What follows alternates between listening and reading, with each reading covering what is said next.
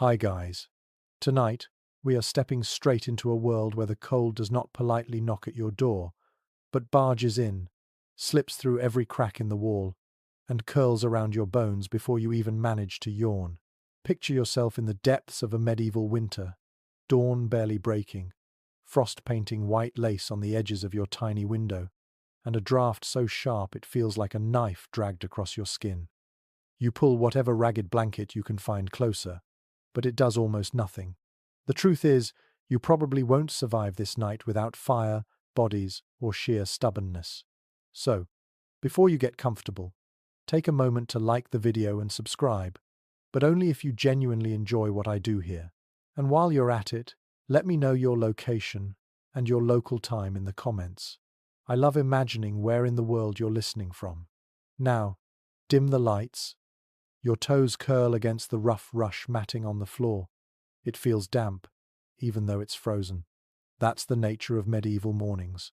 Cold that seeps, damp that clings, air so heavy with frost that every breath burns your throat.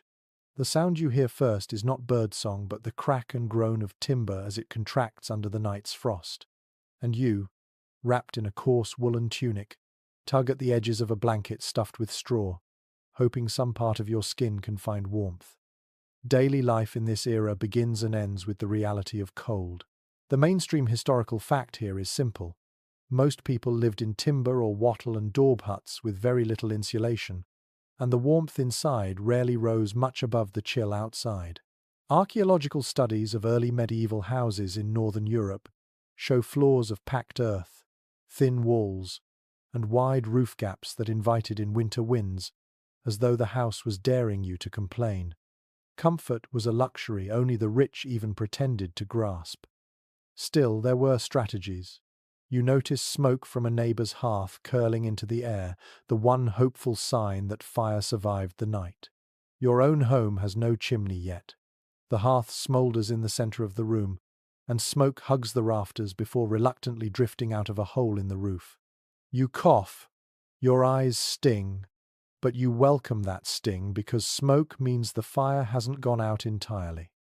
That smouldering heap of embers buried under yesterday's ash might just be coaxed back to life if you blow gently and feed it dry twigs. Lose it, and you face hours of shivering until you borrow flame from a neighbor. Imagine the stress, warmth not just as comfort but as survival currency. There's a quirky tidbit that often surprises people.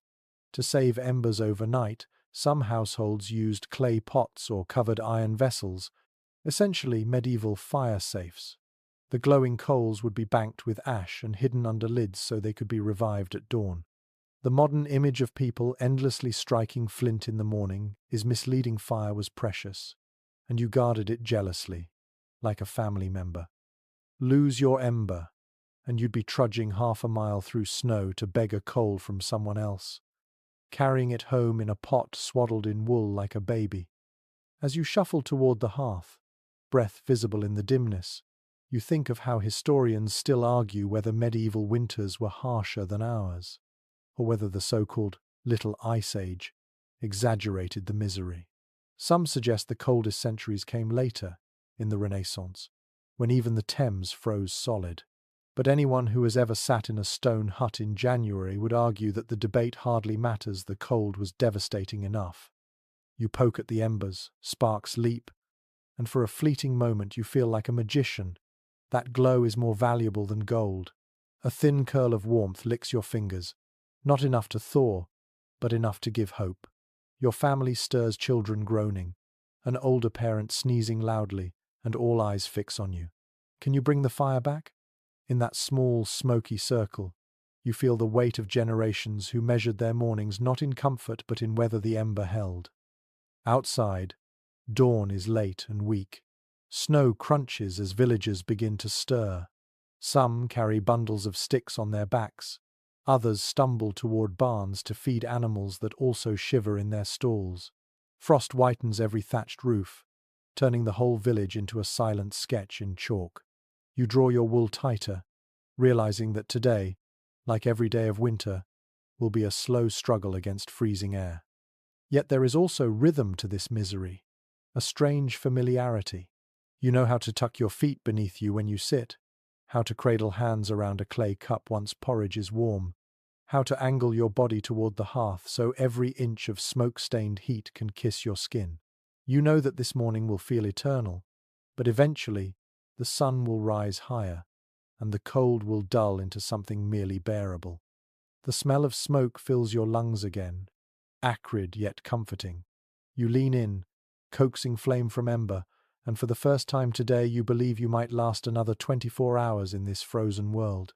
It is not luxury, it is not comfort, it is simply survival, one ember at a time.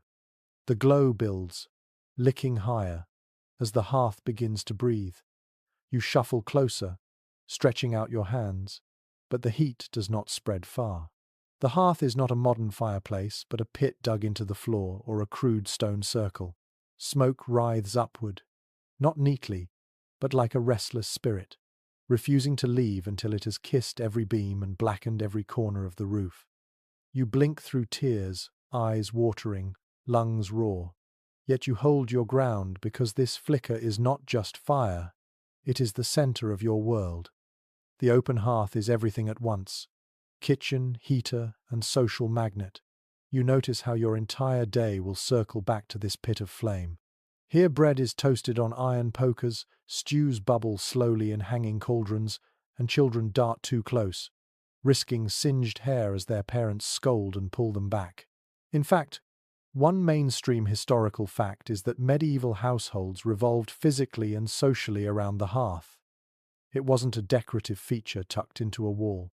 It was planted right in the middle of the room, demanding constant attention. But here's the quirky part. It wasn't just warmth and food. The hearth fire was sometimes seen as spiritually alive. People whispered charms over it, crossed themselves when lighting it, and some even placed protective herbs in the flames. There are recorded traditions where a family would never let the fire die, because it was thought to be bad luck or worse, an omen of death. The fire was a household guardian as much as it was a furnace. Imagine going to bed each night knowing that if you slipped into carelessness and the coals faded, you might have offended not just your family but also some invisible power. And yet, historians continue to puzzle over how effective these open hearths really were. Some argue that despite their central place, they gave off pitiful amounts of heat in the drafty rooms of peasant cottages or noble halls alike. Others counter that the psychological warmth mattered more. The presence of light and glow softened the perception of cold, even when the actual air temperature barely shifted. It's one of those debates where numbers might not fully capture the feeling. You can measure heat output, but you can't measure the comfort of flickering shadows on a winter's night. As you sit by the fire now, your knees prickling with warmth while your back shivers in the draught, you notice how the hearth is also the village's rhythm keeper. A neighbor bursts in, stamping snow from her shoes holding a pot. She begs a few embers to restart her own fire, and in exchange, she promises bread tomorrow. This exchange is not strange, it is daily life. Embers are borrowed like salt, and the fire ties the whole community together. The smell of char, the crackle of resin in pine wood, the faint sizzle when damp logs are tossed in, all of it becomes the heartbeat of winter survival. And there is danger too. Sparks jump unexpectedly, landing on your tunic. You slap quickly, heart racing, realizing how easily a moment's distraction could reduce your home to ashes. Medieval villages burned often. One stray ember, one poorly tended flame, and half the settlement could vanish overnight. The open hearth was no tame creature. It was warmth, but also wildness, something you respected and feared in equal measure. You think about how children must have grown up half-trained in fire-watching, learning early to feed it, bank it, and guard it. A household without a vigilant eye was one step closer to disaster. And the smell of smoke in your clothes, your hair, your skin, it never left. You walk through town and you can tell who has been to the hearth by the faint aura of char that clings to everyone. In a way, it was the perfume of survival. By midday, the hearth has settled into its rhythm, not roaring but glowing, embers banked so they last until evening. The stew simmers. Someone lays damp boots by the edge, hoping they'll dry before tomorrow. A dog curls on the floor, belly to the heat, sighing deeply as though it alone knows comfort. And you, half smoked and half thawed, realize that this one pit of fire is the thin line between life and death in a winter that offers nothing kindly. As shadows flicker up the soot-stained beams, you remember this is just the beginning. The hearth is not a luxury. It is the fragile flicker on which your entire existence balances. Without it, you would not last the week. With it, you can at least sit and pretend, for a few hours, that warmth is possible in a world built mostly of cold. The air is thick now, not from warmth but from the stubborn haze that refuses to rise. You sit by the open blaze, your eyes watering, your throat coated with soot, and you wonder if breathing in winter might kill you faster than freezing. The hearth roars in its shallow pit, but with no proper chimney. The smoke simply chooses its own path up into the beams, curling against the rafters, spreading across the room until you can barely see your own fingers. The sensation is a paradox. You are alive because of this fire, and you are coughing because of it too. The mainstream historical fact is stark. Before chimneys became common in the late medieval period, most homes relied on a simple smoke hole in the roof to guide the haze outside. But this guiding was generous. In reality, smoke drifted wherever it pleased, thickening the air so much that visitors described houses as uninhabitable during cooking. The blackened rafters of medieval cottages and halls bear testimony. Archaeologists find centuries of tar and soot caked onto wood like permanent shadows. Yet there is something oddly practical about this choking atmosphere. A quirky tidbit. Smoke, however irritating, helped preserve timbers from insects, acted as a crude disinfectant, and even cured hanging meats that villagers strung from the rafters. You cough and wheeze, but you also nibble on smoked bacon that owes its flavor to this accidental preservation. The air may be unbreathable, but your dinner benefits from the same smoldering cloud. Still, historians debate how people tolerated such an environment. Some argue that medieval folk were simply used to it, their lungs acclimated in ways we cannot imagine. Others suggest that smoky houses were mainly seasonal, with fires blazing at full intensity only during winter months. There is no consensus, though, on whether these homes shortened lifespans significantly. You picture scholars leaning forward over fragile manuscripts, disagreeing about whether the haze was a silent killer or a tolerable nuisance, while you, coughing on the ground in this thought experiment, might like to settle the argument by pointing at your burning eyes. Your nose runs, your head aches. The fire crackles merrily, utterly indifferent to your discomfort. You crouch lower, angling your body toward what warmth you can catch even as you choke. The children hide beneath blankets, eyes peeking out like small owls, their hair smelling perpetually of char. When guests arrive, you laugh awkwardly and wave your arms at the smoke, as if shooing away an unwanted cat. The truth is, no medieval dwelling was free of it. Every house, every hall, every kitchen carried the same haze. Sometimes the smoke turns the room into a theatre of shadows. Sunlight pierces through the roof hole, and beams of light scatter like golden swords in the murk. Dust motes dance with ash flakes, creating a surreal beauty that almost makes you forget the stench. You imagine sitting back, half suffocating, but marveling at the way light plays on the smoke. For a moment, it feels like a chapel, with shafts of sun instead of stained glass. But beauty fades when your eyes sting again. You tie a rag over your mouth, something mothers teach children when the haze grows too cruel. The rag does little, but it gives the illusion of protection. Your skin itches, and when you step outside, the air feels like pure relief, crisp and clean even though it is freezing. You take deep gulps, lungs burning with cold, but grateful for clarity.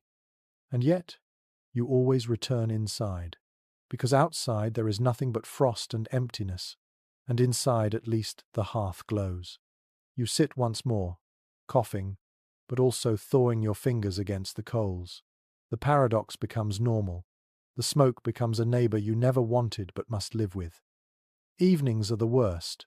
The fire is stoked high for cooking, the roof hole too small, the room filled with laughter and hacking coughs in equal measure. Someone sings a song, another ladles stew, a child sneezes, and all of you sit in the dim, sooty twilight of survival. You joke about the smoke, even as it makes your voice raspy. And you realize, in this medieval winter, the choice is not between comfort and discomfort. It is between breathing smoke and not breathing at all. The smoke hangs heavy, but the true warmth doesn't come only from the fire. It comes from the people pressed close together around it, shoulders overlapping, breaths mingling in the dim haze. You shift on the hard bench, your knees brushing against another's, your blanket tugged tighter because half of it has been stolen by a sibling leaning too far into your space. Privacy is a luxury. Survival is a collective contract. The mainstream historical fact is clear.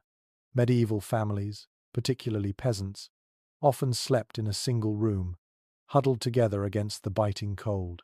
Archaeological reconstructions of cottages show not separate bedrooms, but one open space, livestock sometimes sharing the same floor for added warmth.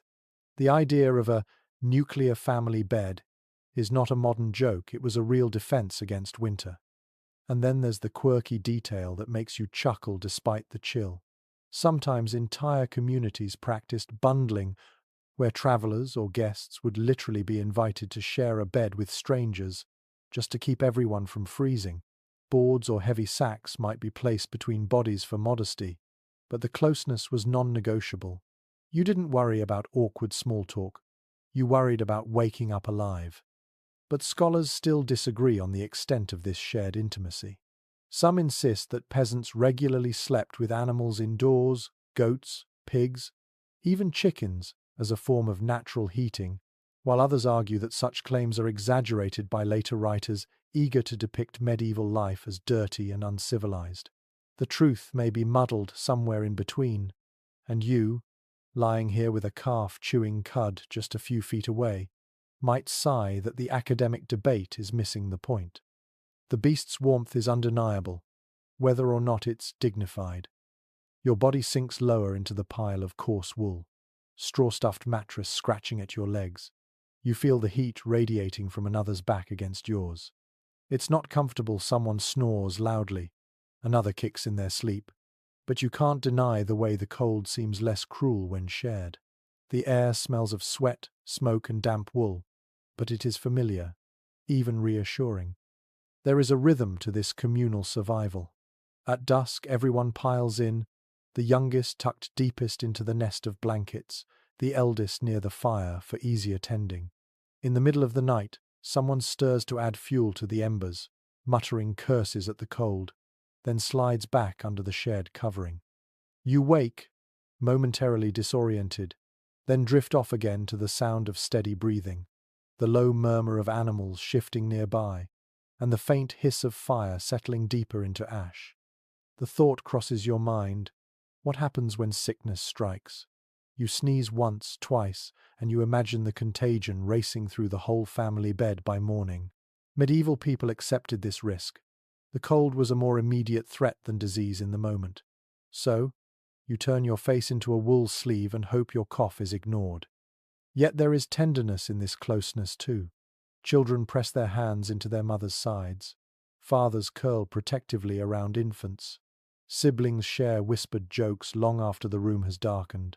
Warmth binds you, not only in temperature but in affection. Without fire, without insulation, without central heating, the human body itself becomes the last furnace you can trust. You think back to last night, when the fire nearly died, and it was only the layered bodies that kept the frost from biting too deep. The memory sends a shiver through you now, not of cold but of gratitude. The house may be filled with smoke, the walls may leak drafts like sieves, but as long as bodies huddle together, you stand a chance against the longest nights. Somewhere in the darkness, a dog shifts, sighing, pushing its nose under a blanket edge. You smile at the absurdity of sharing not just warmth but dreams with animals, children, and adults, all tangled into one bundle. You close your eyes, knowing this arrangement isn't about comfort, it's about survival, plain and simple. And survival, in a medieval winter, is a victory worth every cramped, smoky, sweaty inch. You wake with straw clinging to your hair and a draught crawling over your skin, thin as a knife edge.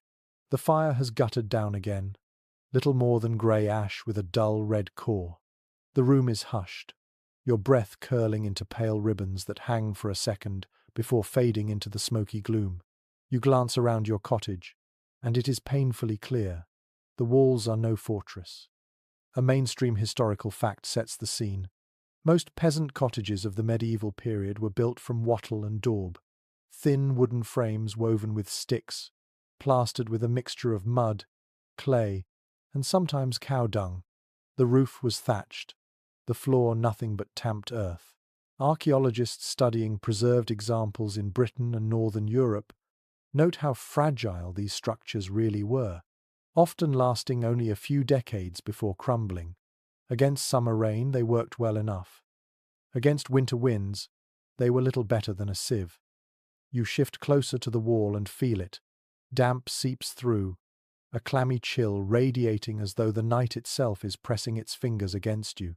You run your hand across the plaster, and it crumbles slightly, smelling faintly of earth and rot.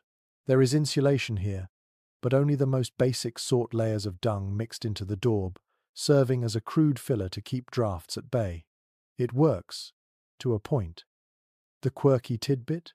People often smeared fresh dung along the wall seams each autumn, a seasonal maintenance task not unlike us fixing weather stripping.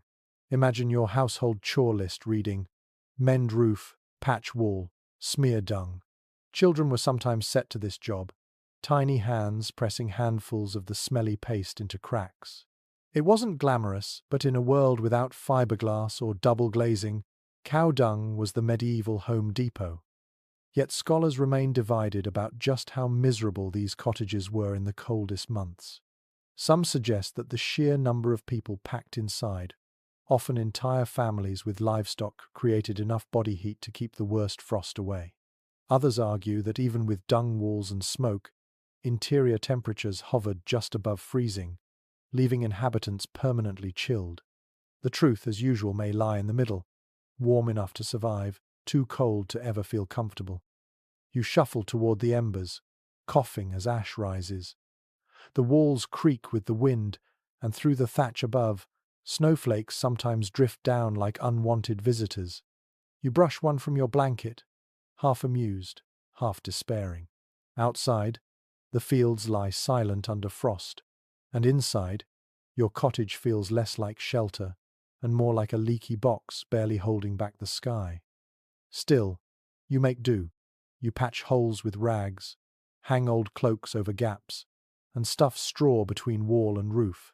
It's never perfect, but it takes the edge off. Sometimes families even plastered animal hides across the coldest side of the house, turning skins into makeshift windbreaks. The smell lingered, yes, but so did a little more warmth. As the day begins, you notice the patterns carved into your daily rhythm by these walls. You work harder near the hearth, linger longer in bed, and avoid corners where the frost creeps in. The room is not evenly warm. It has microclimates hot by the fire, icy at the walls, tolerable in the middle. You adapt instinctively, your body learning where to sit, where to sleep, where to avoid. The sound of dripping starts as a patch of snow melts through the thatch. You mutter and place a pot beneath it, realizing that your cottage is always engaged in a constant argument with the elements. And though the elements usually win, you keep patching, mending, and surviving. When you finally step outside into the snow, you almost laugh. The cottage looks like it belongs, its thatched roof white as the ground, its walls blending with the earth. It is flimsy, yes, but it is also part of the landscape, a home shaped from mud and dung, fragile yet stubborn. You know you will curse its drafts tonight, but for now you nod at it with a grudging respect. After all, it still stands, and so do you. The wind howls across the open fields, rattling shutters, but when you step into the nobleman's hall you are struck first, not by silence or grandeur, but by size. The ceiling soars high above you, beams blackened with soot, banners stirring faintly in the draught. At the center, a fire roars with a confidence no peasant could dream of, logs thick as your arm piled one upon another. Flames leap toward the rafters, sparks snapping like restless insects.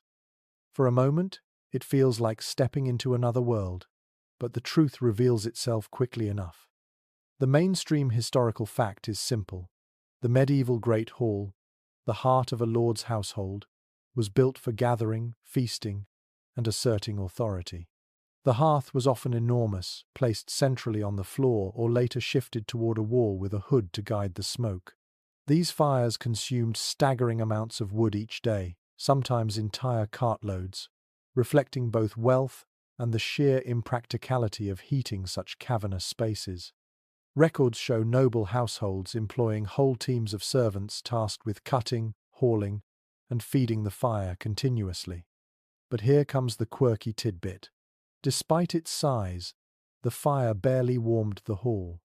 Visitors often complained that they roasted on the side facing the flames while their backs froze solid.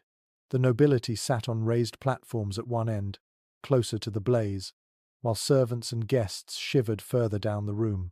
The illusion of warmth mattered more than its reality. A roaring fire made a statement. Here lives someone powerful enough to burn a forest in one winter. Historians still debate whether these great halls were primarily functional heating systems or symbolic displays of wealth and dominance. Some argue that they were simply impractical as living spaces in winter, better suited to ceremonies and banquets than daily comfort. Others counter that the social warmth music, company, feasts offset the chill, making the hall livable in its own way. Standing here, with your cheeks scorched and your spine cold, you suspect the argument is not academic at all, but entirely physical. You shuffle closer, edging into the ring of heat, while behind you the hall echoes with coughs and mutters. Servants scurry past carrying wood, their faces red from smoke, their eyes narrowed against drifting sparks. Dogs sprawl near the edge of the hearth, clever enough to claim the best spots. Somewhere above, smoke swirls into the rafters before slinking lazily toward roof vents, but most of it still hangs thick, leaving your cloak reeking before long. The sound of the fire fills the hall, a constant crackling undertone beneath conversations. You imagine the lord at his table, bathed in flickering orange, his goblet gleaming as he gestures grandly. Behind him, tapestries flutter in the draught, their scenes of hunting and battle more decorative than insulating, though they do dull the worst chill from the stone. The servants bring trenchers of steaming meat, the smell mingling with wood smoke, until hunger overtakes discomfort. Still, you can't ignore the contradiction. This is grandeur at its most impractical. The blaze devours wood with greedy appetite, yet the hall remains cold. Guests tug cloaks tighter, shift their chairs closer, or hover near the flames when no one important is watching. The poor outside might dream of such a fire, but the reality is far less comfortable than it seems. You watch as the logs collapse inward, sparks shooting high. A boy darts forward with a fresh armload, nearly tumbling into the pit as he feeds the blaze. He grins despite the danger. For a servant, warmth is fleeting, so you enjoy it while you can. The hall hums with life, but the cold seeps back quickly into corners and shadows, always reminding you that stone, no matter how richly decorated, is a poor companion in winter. As the night deepens, music begins, the hall alive with laughter, ale and song. Yet even here, noblemen pull their cloaks tighter, shifting closer to the hearth. The fire roars, the smoke curls, the banners stir, and still you shiver. Wealth may buy spectacle, but it does not always buy comfort. The banners in the noble hall sway slightly as the fire spits, but your eyes are drawn to the walls themselves. Stretching upward, vast stone surfaces catch the glow of flames, yet seem to swallow it whole, leaving corners dim and cold. A chill seeps from those stones, as if they hoard the winter inside their bulk. You tug your cloak tighter, and then notice something remarkable: hangings of fabric, long swaths of woven threads depicting hunts, saints, and floral patterns. They ripple faintly in the draught, but they change the atmosphere in a way bare stone never could. One well-documented reality of this era is that nobles invested heavily in tapestries and other textile wall hangings, not only as a show of wealth, but as insulation. Contemporary records describe how these fabrics were hung across stone surfaces to reduce the biting chill. They acted like medieval wallpaper, portable, colorful, and surprisingly practical. When nobles traveled between castles, tapestries went with them, rolled carefully and loaded into wagons, so that no hall was left cold and barren for long. Oddly enough, these textiles sometimes carried more than warmth. Imagine a tapestry serving as both insulation and storytelling device, a vast woven canvas showing family genealogy, religious imagery, or even political propaganda. Guests would sit and stare, not just at flickering firelight, but at a visual reminder of their host's power. And here's a curious little twist. There are accounts of some noble households hanging entire painted cloths, smeared with wax to repel dampness, turning the walls into a patchwork of protection and prestige. Yet experts remain divided on just how effective these wall hangings were against the cold. Some argue that the thickest wool or linen, even with padded backings, could not do much more than dull the worst drafts seeping through stone. Others insist that in a time when any layer mattered, the psychological comfort of a decorated and slightly less icy wall was worth every coin. The disagreement continues because physical evidence, fragments of cloth, records of inventories gives us hints but not the full sensory reality of sitting in a castle during January. You walk closer, fingertips brushing the edge of one hanging. The surface is rough, threads slightly greasy from lanolin, the smell faintly earthy. You imagine how servants climbed ladders to fix these panels in place, how they shook them out in summer and beat the dust from them in autumn, preparing for another cycle of winter defense. They are both ornament and armor, softening a hall otherwise echoing with stone and smoke. The hall feels transformed where the fabric hangs. Instead of a cavern, it becomes a chamber. Shadows are warmer, colors glow in firelight, and the damp stone no longer chills quite as sharply.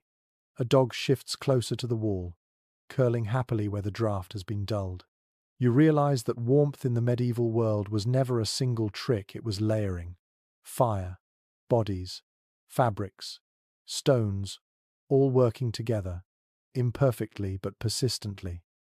The servants bustle in, adjusting a hanging that has sagged. You picture the labor behind it, the spinners, weavers, dyers, all creating this single piece. Every thread was touched by hand, every pattern intentional. In a world where nothing came cheap, a tapestry was not just decoration, it was survival art.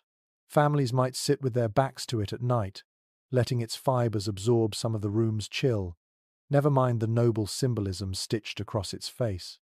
You move to a corner without a hanging, and the difference is instant. The stone radiates cold like a block of ice. Your skin prickles, breath condenses in quick fog, and you find yourself instinctively stepping back toward the warmth of fabric. It dawns on you that medieval people understood this intimately, not as theory, but as daily truth. You don't need to measure insulation value in numbers, you simply feel it in your bones.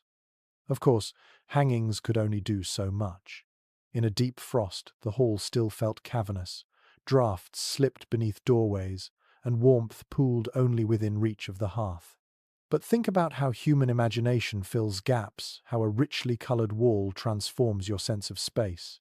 You are not only less cold, you believe yourself less cold. That belief alone might keep you going through the bitter months. Later in the evening, guests arrive for a feast. They stare at the gleaming hangings, remark on their beauty, and whisper about the cost.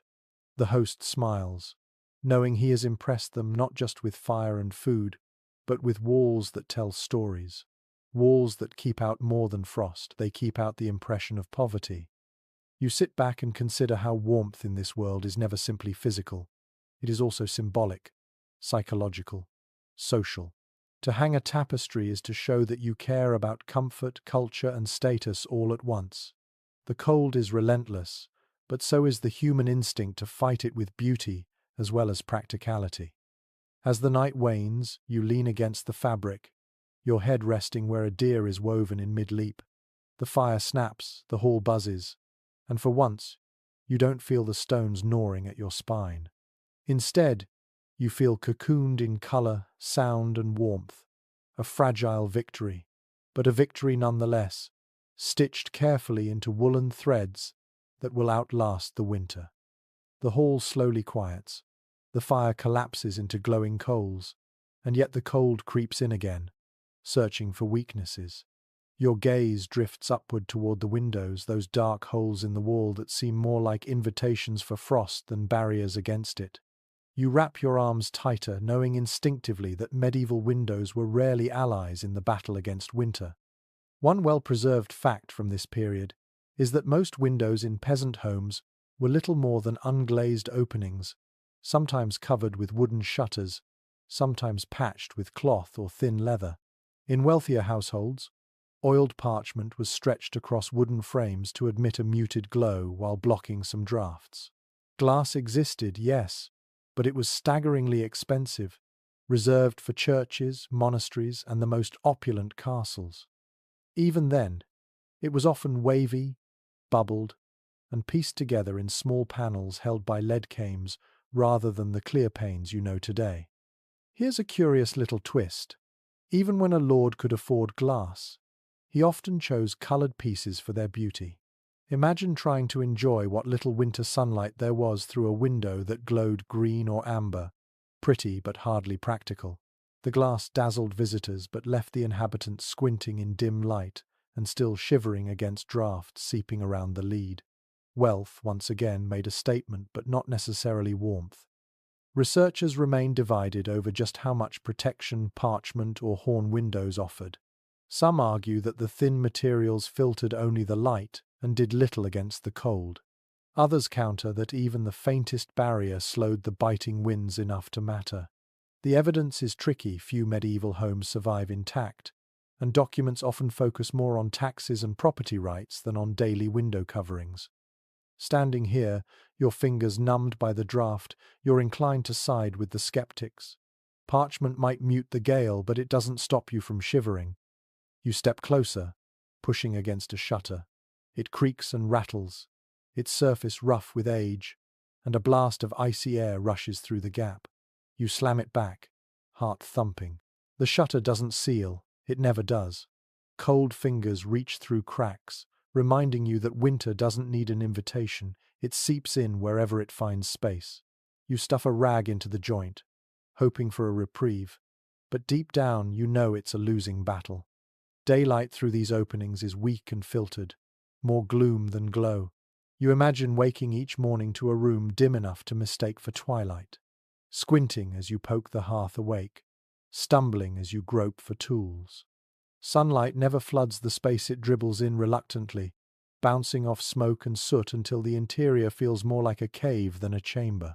And when night falls, shutters slam shut, leaving you entirely at the mercy of firelight and rush lamps. Yet there's resilience here too. Families learned tricks. Some draped spare cloth or even old cloaks across windows, layering protection. Others angled shutters inward, adding thickness, or plastered edges with clay for the season.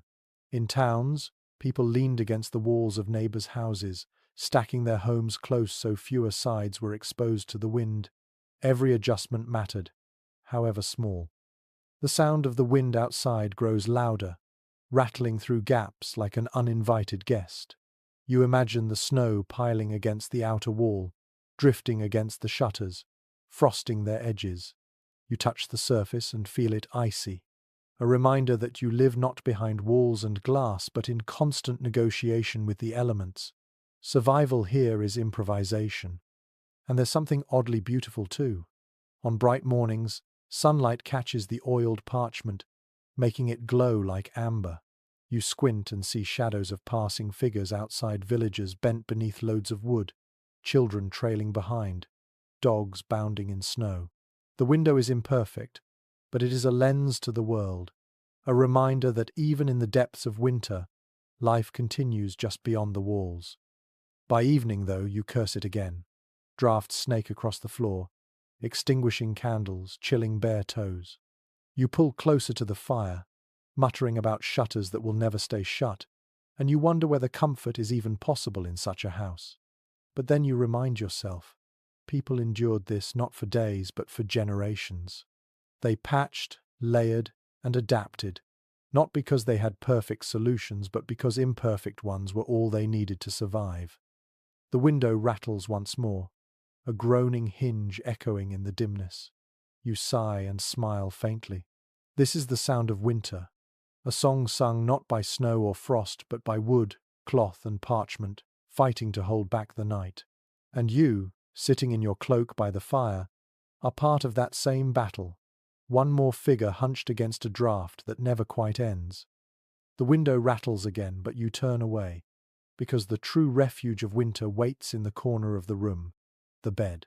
Not a single soft mattress with springs and sheets the way you might imagine, but a makeshift nest straw stuffed into a sack, layered with linen, wool, and whatever scraps of fur you can gather.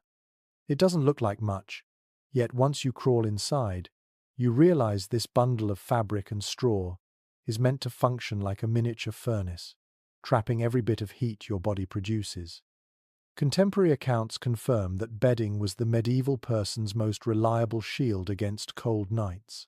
The poor made do with straw pallets, often shared by several members of a household. The wealthier layered featherbeds, coverlets, and fur throws until the sleeper was buried under a small mountain of textiles. Archaeological finds even suggest beds were sometimes boxed in with wood panels or curtains, creating a pocket of warmth where breath hung heavy but frost dared not settle. Oddly enough, one of the more eccentric customs was the use of hay or even dried seaweed as mattress filler in coastal villages. People stuffed whatever they had on hand into sacks, replacing the contents periodically when they became too musty. The bed wasn't meant to be plush, it was meant to insulate. Imagine curling up on a crinkling mattress of dried reeds, less cozy cloud, more rustling nest. Yet in the dead of winter, the sound was reassuring, proof that you had something between you and the frozen floor. Specialists continue to puzzle over how much privacy or comfort these sleeping arrangements allowed. Some argue that the heavy bed curtains found in wealthier homes were as much about warmth as they were about intimacy. Others suggest they doubled as status symbols, embroidered and dyed, to show wealth in a world where fabric was more precious than coin. Still, whether for warmth, privacy, or bragging rights, the enclosed bed became one of the defining features of medieval domestic life. You climb into the bedding now, feeling the scratch of straw beneath the first layer of wool. It pricks at your skin through thin linen, but once you shift around, the straw compresses, molding slightly to your shape. The blanket above is heavy, pressing down with reassuring weight. You tuck the edges beneath your body, sealing yourself into a cocoon. Within minutes, the warmth of your own breath builds into a pocket of livable air. It is dark inside the bed curtains, the firelight reduced to a faint glow through the fabric. You hear the sounds of the house settling, wood creaking, the dog shifting on the floor, the faint whistle of wind sneaking through shutters. But in here, within this nest, the world feels muted. Even the bitter draughts seem to hesitate, defeated by layers of wool, fur, and tightly drawn cloth. There are risks, of course. A coal or ember slipping too near could set bedding ablaze in an instant. Stories circulated of careless sleepers waking to smouldering straw, scrambling to beat out sparks before they spread. The smell of smoke might mean warmth in the hall, but in the bed it meant terror. Parents warned children never to drag embers too close, though sometimes, desperate for warmth, someone risked it anyway. Yet despite these dangers, the bed was where families found not just warmth but comfort. Children nestled against parents, siblings shared furs, couples whispered quietly in the darkness. The intimacy was forced by necessity, but it also forged bonds. You imagine lying here, shoulder to shoulder, your breath mingling with others, the bed curtains holding back not only draughts but also the loneliness of a long night. And when you finally close your eyes, the effect is magical. The world outside the bed may be frozen solid, but inside your little furnace of fabric, time softens. Dreams float easily in this cocoon. Perhaps that's why medieval people so often described sleep as blessed, even sacred. It was the one time the cold could not chase you, the one time your body truly rested. Morning will come with stiff joints and straw stuck to your hair. You'll sneeze at the dust, shake out the covers, and groan at the cold that floods in once you leave. But tonight, at least, you understand how a sack of straw and a pile of blankets could become the single most treasured technology of winter survival. The straw beneath you still rustles when you rise, and your joints ache with the stiffness of sleeping in one position too long. The fire has burned low again, nothing but grey ash veiling a faint glow. You grope for something to bring comfort before you dare face the chill of the room. And then you remember the household trick passed down for generations: hot stones and warming pans. Evidence from medieval household records makes it clear that people often relied on heated objects to carry warmth into their beds. Smooth stones were baked in the embers or near the hearth until they radiated heat, then wrapped in cloth to prevent burns before being slipped between covers. In wealthier homes, metal warming pans filled with coals were slid under blankets, moved back and forth like a slow iron to chase away the damp chill. They did not last long, but for those first few moments as you climbed into bed, the relief was heavenly. Surprisingly, some households went further with this practice. There are accounts of bricks, tiles, and even iron tools being heated for use as makeshift warmers. Farmers occasionally place small pots of embers near their feet, relying on their glow to carry them into sleep.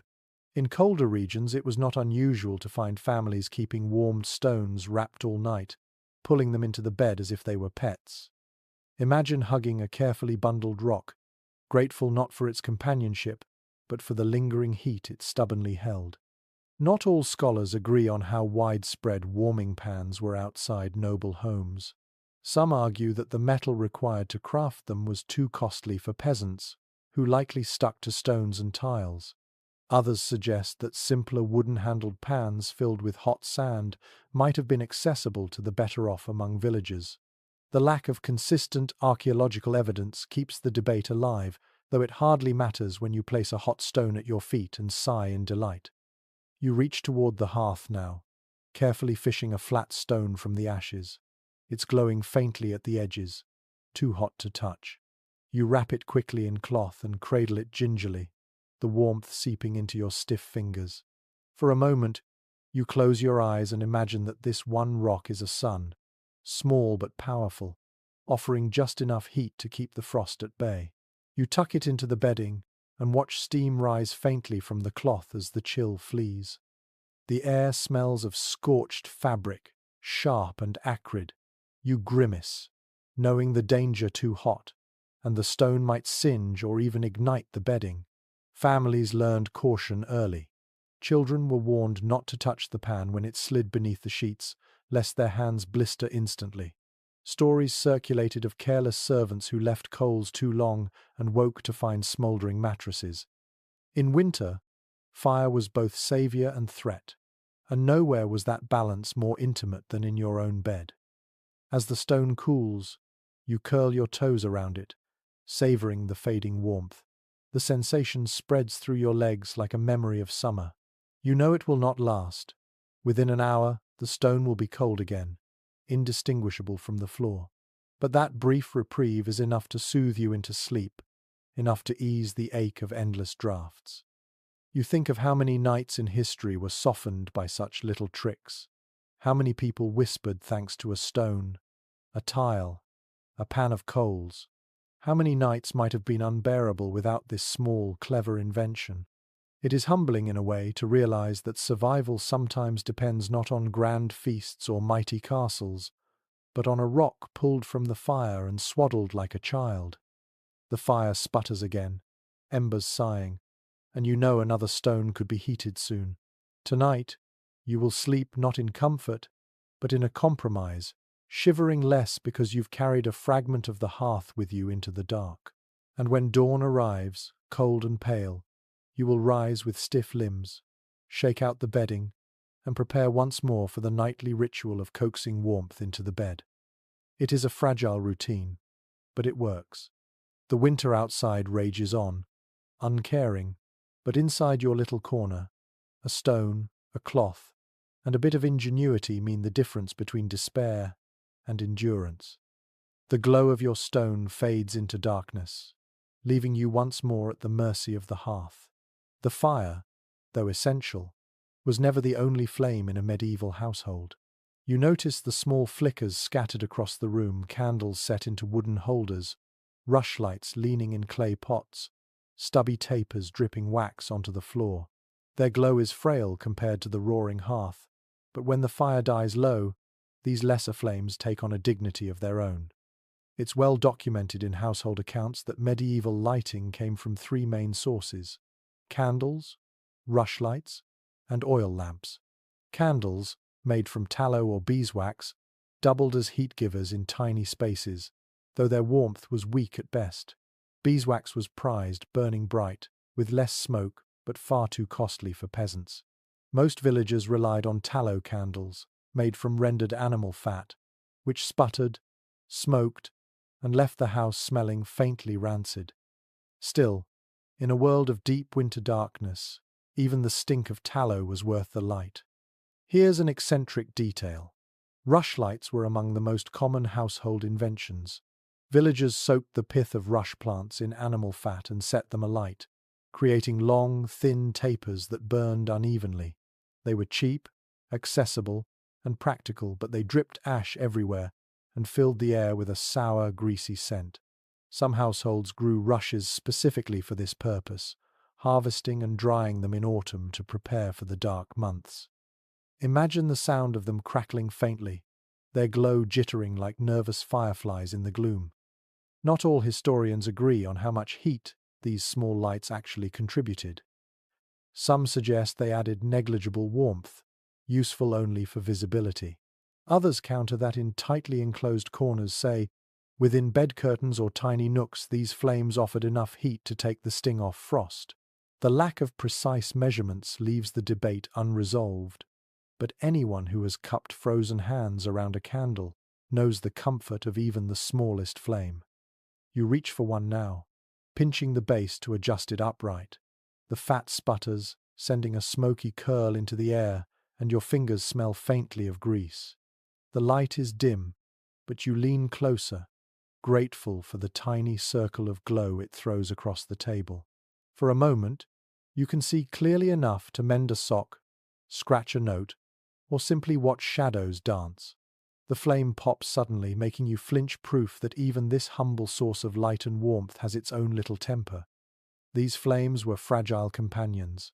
One gust of draught, one careless elbow, and they winked out, plunging the room into darkness. Children learned quickly to shield them with their bodies when doors opened, crouching like guardians around fragile stars. A candle wasn't just convenience, it was responsibility. You feel that weight now as you shield the rushlight with your palm, watching the shadows grow long on the wall. And yet, for all their weakness, these lights changed the atmosphere completely. The room seems less empty with their flicker, less hostile. The cold remains, yes, creeping at your feet, but your eyes rest easier when the darkness is not absolute. Medieval nights were long, far longer than you may imagine, stretching endlessly from afternoon dusk to late morning light. Without these flames, the nights would feel unbearable. With them, they became survivable, even sometimes beautiful.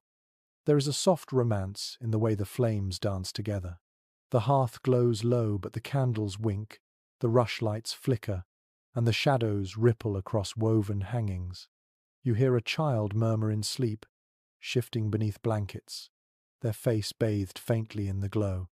You imagine couples whispering by candlelight, monks copying texts by rushlight, guards warming their hands over a lantern in the night watch. The flame is not just heat or light, it is companionship against the vast cold. Of course, danger was always nearby. A tallow candle toppled too close to thatch could mean disaster. Fire was both savior and predator, always waiting to slip out of control.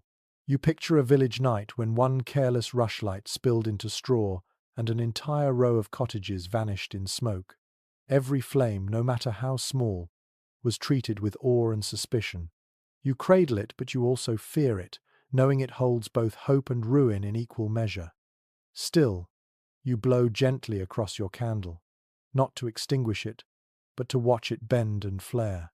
The warmth is faint, barely perceptible, but in this dark, frozen room, even that whisper of heat feels like a friend's hand on your shoulder, and you realize medieval life was built on the cumulative courage of these small flames, each one too weak alone, but together they formed a constellation of survival in the endless night.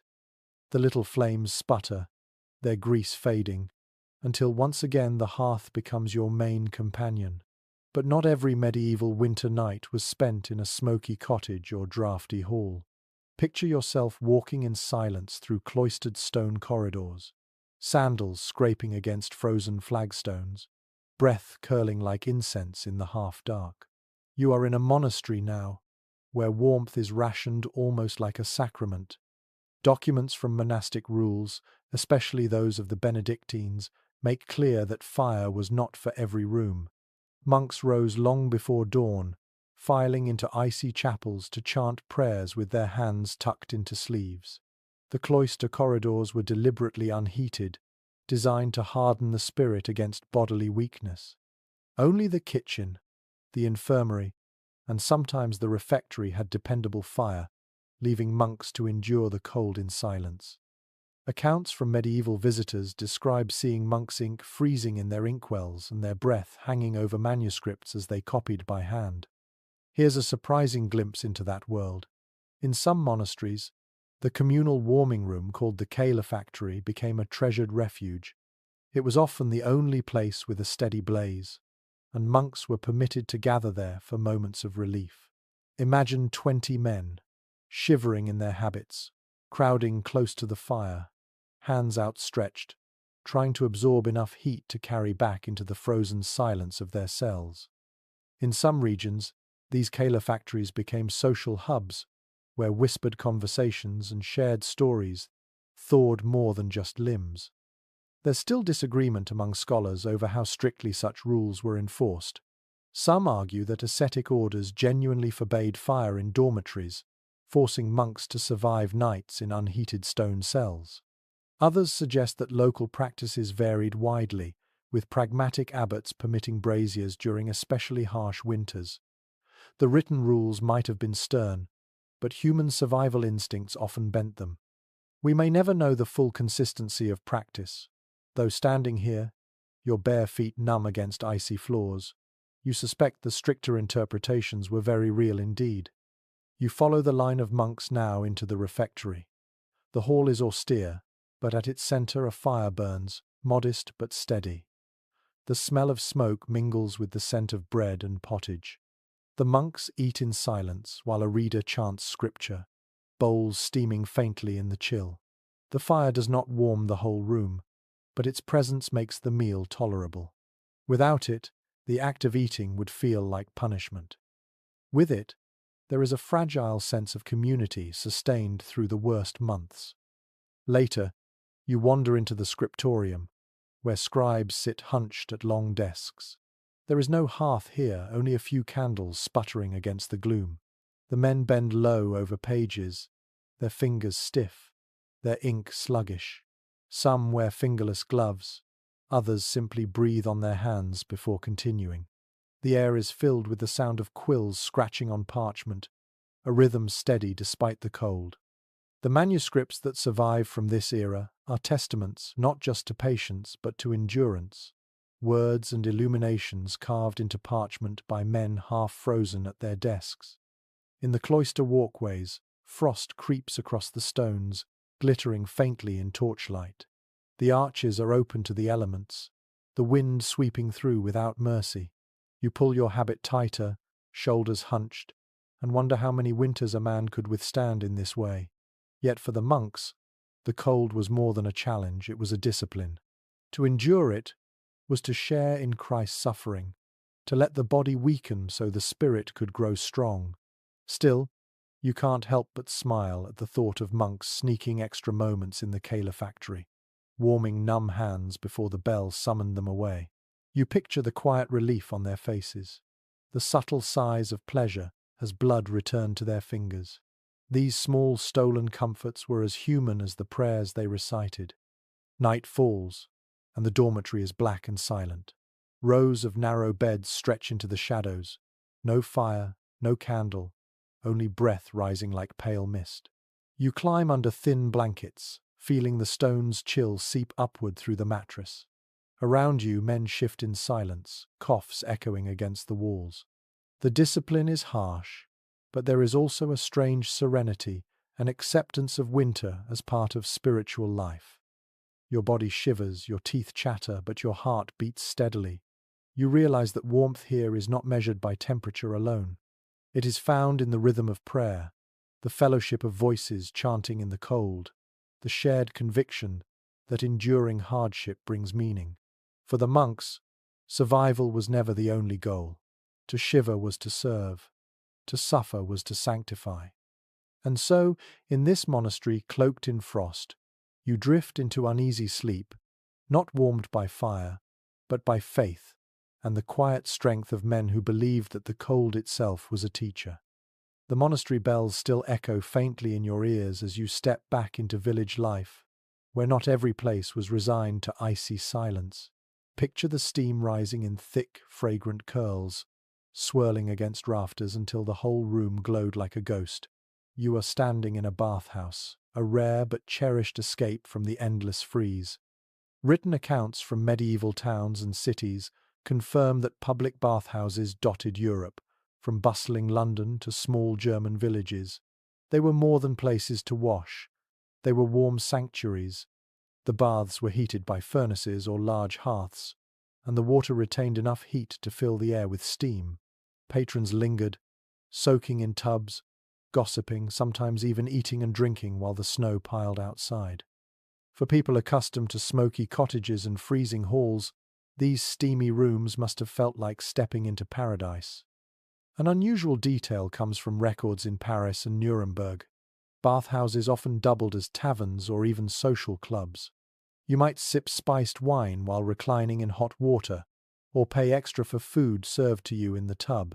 Some reports describe musicians hired to play while bathers relaxed, the notes echoing through clouds of mist. Imagine laughing with neighbors, cheeks flushed from heat, while the city beyond your door groaned under frost. Academic voices still wrestle with how common these establishments truly were. Some historians argue they were widespread and affordable, accessible to artisans and merchants as well as nobles.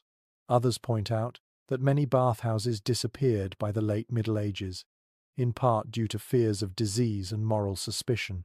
The truth, as with much of daily life, likely varied by region, thriving in one town, fading in another. You might never know how accessible they were, but as you sink into warm water here, you don't care about scholarly disputes. You care about how your fingers finally thaw. You lower yourself further, the water biting hot at first before your body melts into it. The sensation is overwhelming after weeks of icy drafts. To feel heat surround every inch of you is almost shocking. Your skin prickles, sweat beads on your forehead, and your muscles unknot in gratitude. The air smells of damp wood, of herbs tossed into the water for fragrance, rosemary, thyme, maybe even lavender if the owner is generous. Around you, people murmur in low voices, steam clouding their faces into shadows. Some lean back, eyes closed, drifting near sleep. Others chatter animatedly, relieved to speak without shivering. The bathhouse becomes a microcosm of comfort, a fragile bubble of warmth holding back the winter. You realize why these places were beloved here. For an hour or two, you could forget the cruelty of the season. Of course, such comfort carried risks. Fires roared beneath the water vats, and an accident could scald or burn. Too much heat might leave you dizzy, vulnerable to chills when you stepped outside. And rumors swirled about bathhouses being dens of vice, leading to laws that closed many down in later centuries. But in this moment, sitting in fragrant steam, the dangers feel remote. You simply close your eyes and listen to the splash of water, the crackle of fire, the low hum of voices softened by mist. When you finally emerge, your body glows. The cold air outside slaps your skin, but you laugh instead of groan. For a while, your inner warmth shields you, a memory of fire carried in your very blood. By the time you return home, the chill will settle again, the drafts will return, but the bathhouse has given you something rare, a taste of true comfort in a season that usually offers none. You tuck the experience away like a secret ember in your mind. Tomorrow you will wake to frost and smoke, to aching joints and icy breath. But tonight, you drift into sleep still wrapped in phantom steam. The warmth of the bathhouse lingers in your memory. But back in the drafty rhythm of everyday life, comfort must often be coaxed from smaller contraptions. You glance across a dimly lit chamber and notice a curious object, a shallow metal pan with holes in the lid, perched on legs, or sometimes carried by a handle. It glows faintly red from the embers within, radiating a fragile heat into the smoky air. You've met the brazier, the portable firebox of the medieval world.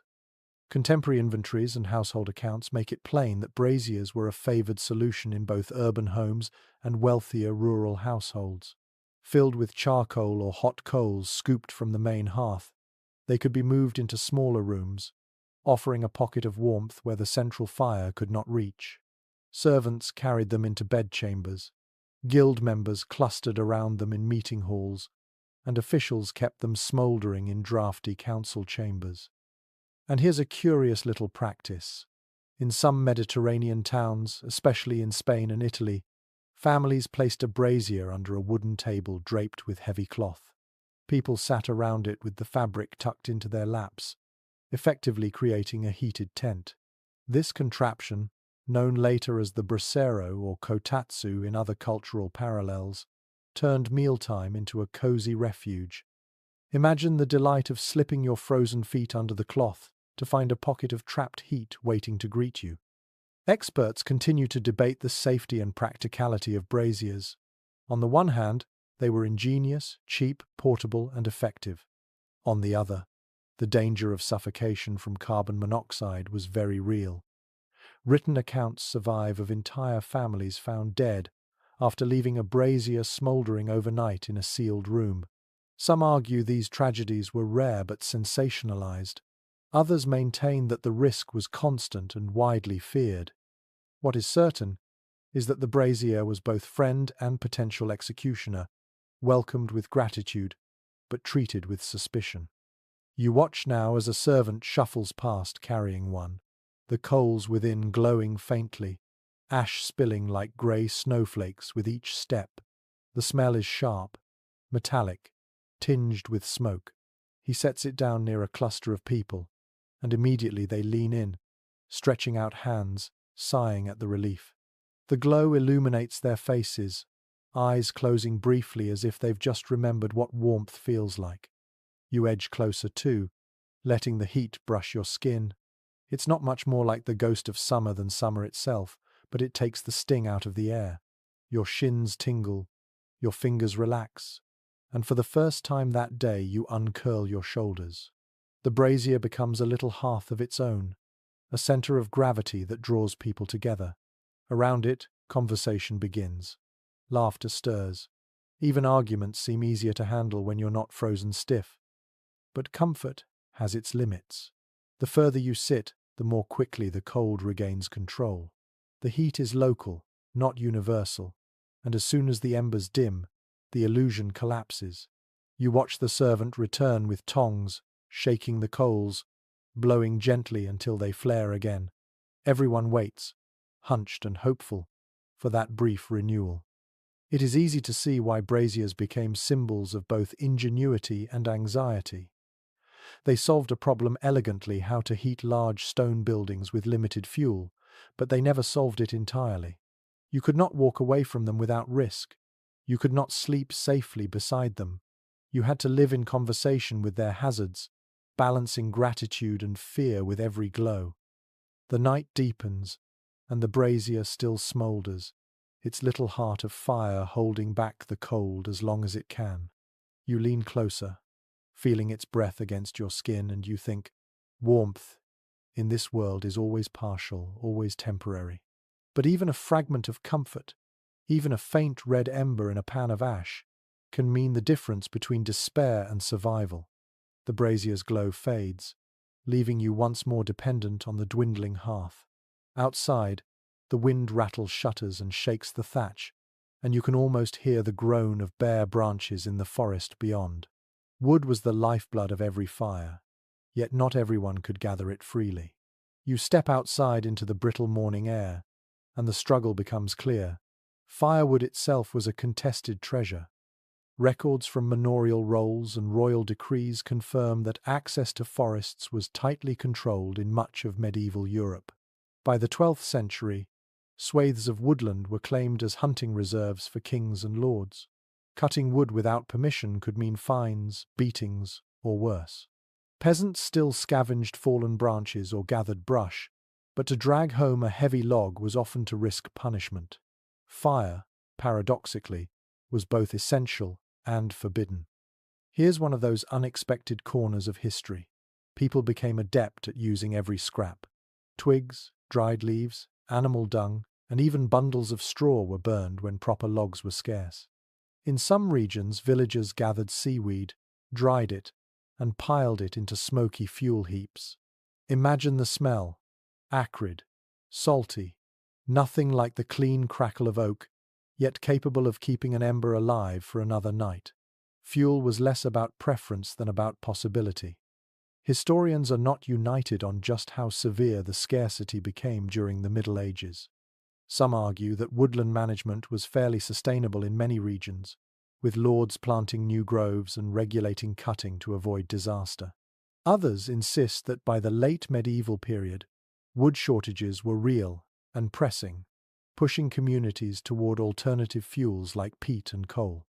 The evidence differs from region to region, but the debate underscores one truth: you could never take firewood for granted.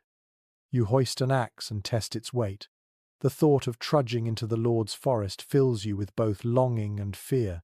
The trees stand silent, cloaked in frost, their trunks promising weeks of heat, if only you could claim them. But the penalty for poaching is steep, so you stoop instead, collecting fallen branches, brittle and light, hardly enough to stoke a meal. Children scatter through the underbrush, chasing twigs like treasure, their fingers red with cold, their bundles tied with string. At home, you watch the woodpile dwindle day by day. Each log burned is a calculation. Should it be used now, or saved for a night colder still? Families became experts in stretching supply, banking fires carefully, cooking quickly, layering clothing instead of logs.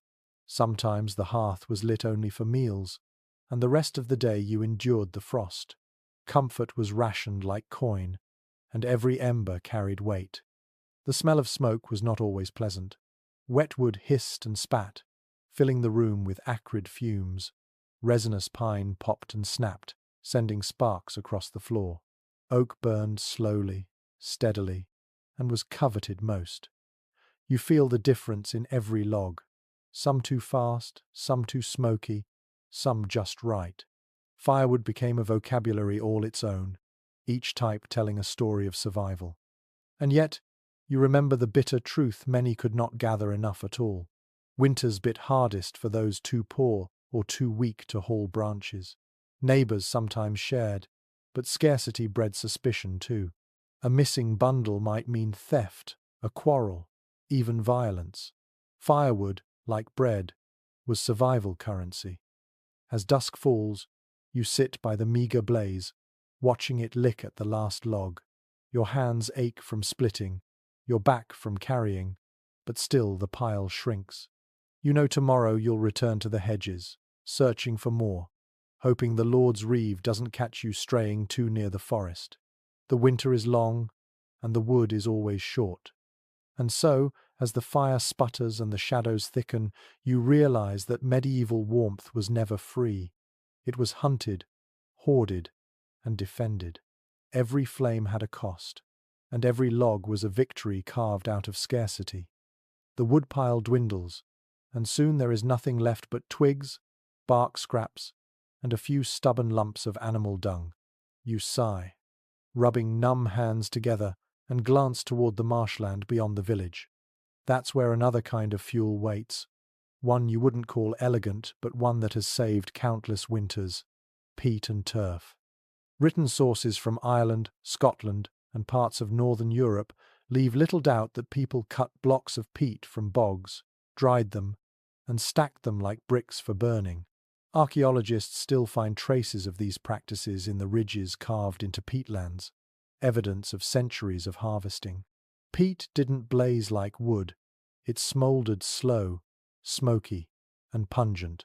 But in a world where wood was scarce or too tightly controlled by lords, peat was survival dug straight out of the ground. An odd detail often surfaces in local records. Families treated their peat stacks with almost ceremonial care. The blocks were cut in spring, laid out to dry in long rows, then gathered and piled carefully against a wall or fence. To lose your peat pile to thieves or floods was a disaster equal to losing your winter food. Some households even locked them in sheds, guarding the bog bricks as if they were treasure. Not all researchers agree on how effective peat truly was. Some argue it produced more smoke than heat, filling cottages with a thick, tarry haze that coated everything in black film. Others insist that once properly dried, it provided steady, long-lasting warmth perfect for slow cooking and overnight fires. The truth may depend on how well each community prepared it, and whether damp weather left the blocks soggy and useless. You picture yourself now in the bog, boot soles sinking into soft earth, the smell of wet moss heavy in the air. You swing a special spade, slicing neat rectangular blocks from the ground, each squelching as it lifts free. Your back aches quickly, but you keep cutting, stacking the bricks on the bank to dry. The work is filthy, but each block feels like future life, each row like a promise that your hearth won't go dark. At home, you feed one of the bricks into the fire. It doesn't roar, it sighs. A slow, smoky glow spreads outward, the smell earthy, almost sweet, curling into your clothes until you wear the bog on your skin. You cough at first, but then you smile faintly. The heat is gentler than wood, steadier. It won't warm the whole room, but it will keep the embers alive while you sleep, sparing you the dread of waking to a dead hearth.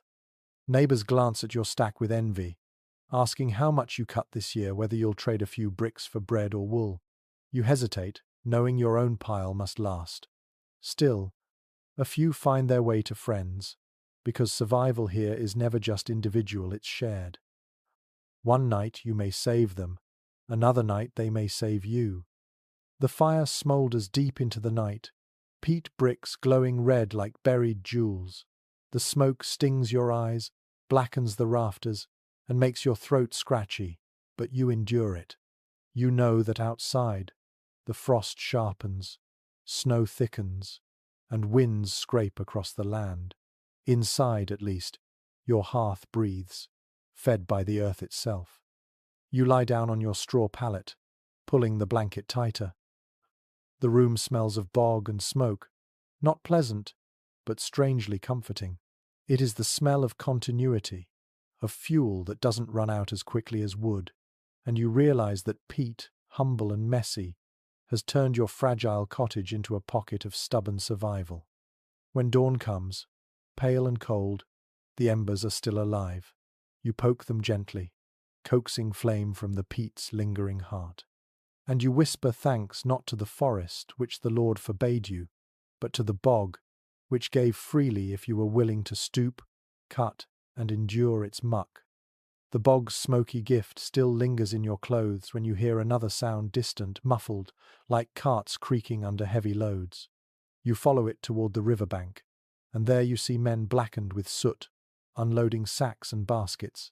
The smell hits you first, sharp, acrid, unlike wood or peat. This is coal, the fuel that will one day remake the world. But here in the Middle Ages, it is still a curiosity, creeping slowly into daily life. Records from Durham, Newcastle, and along English rivers show that by the 13th century, Sea coal was already being hauled by boat and cart to nearby towns. It burned hotter than wood, lasting longer, and merchants quickly saw its value. Yet for most villagers, it remained an oddity, dirty, foul-smelling, and unfamiliar. Some lords purchased it for castles, especially in areas close to mines, but further inland many peasants had never seen a lump. And here's a curious little wrinkle. Early on, people were suspicious of coal smoke. Chroniclers describe Londoners complaining that it fouled the air, blackened walls, and sickened the lungs.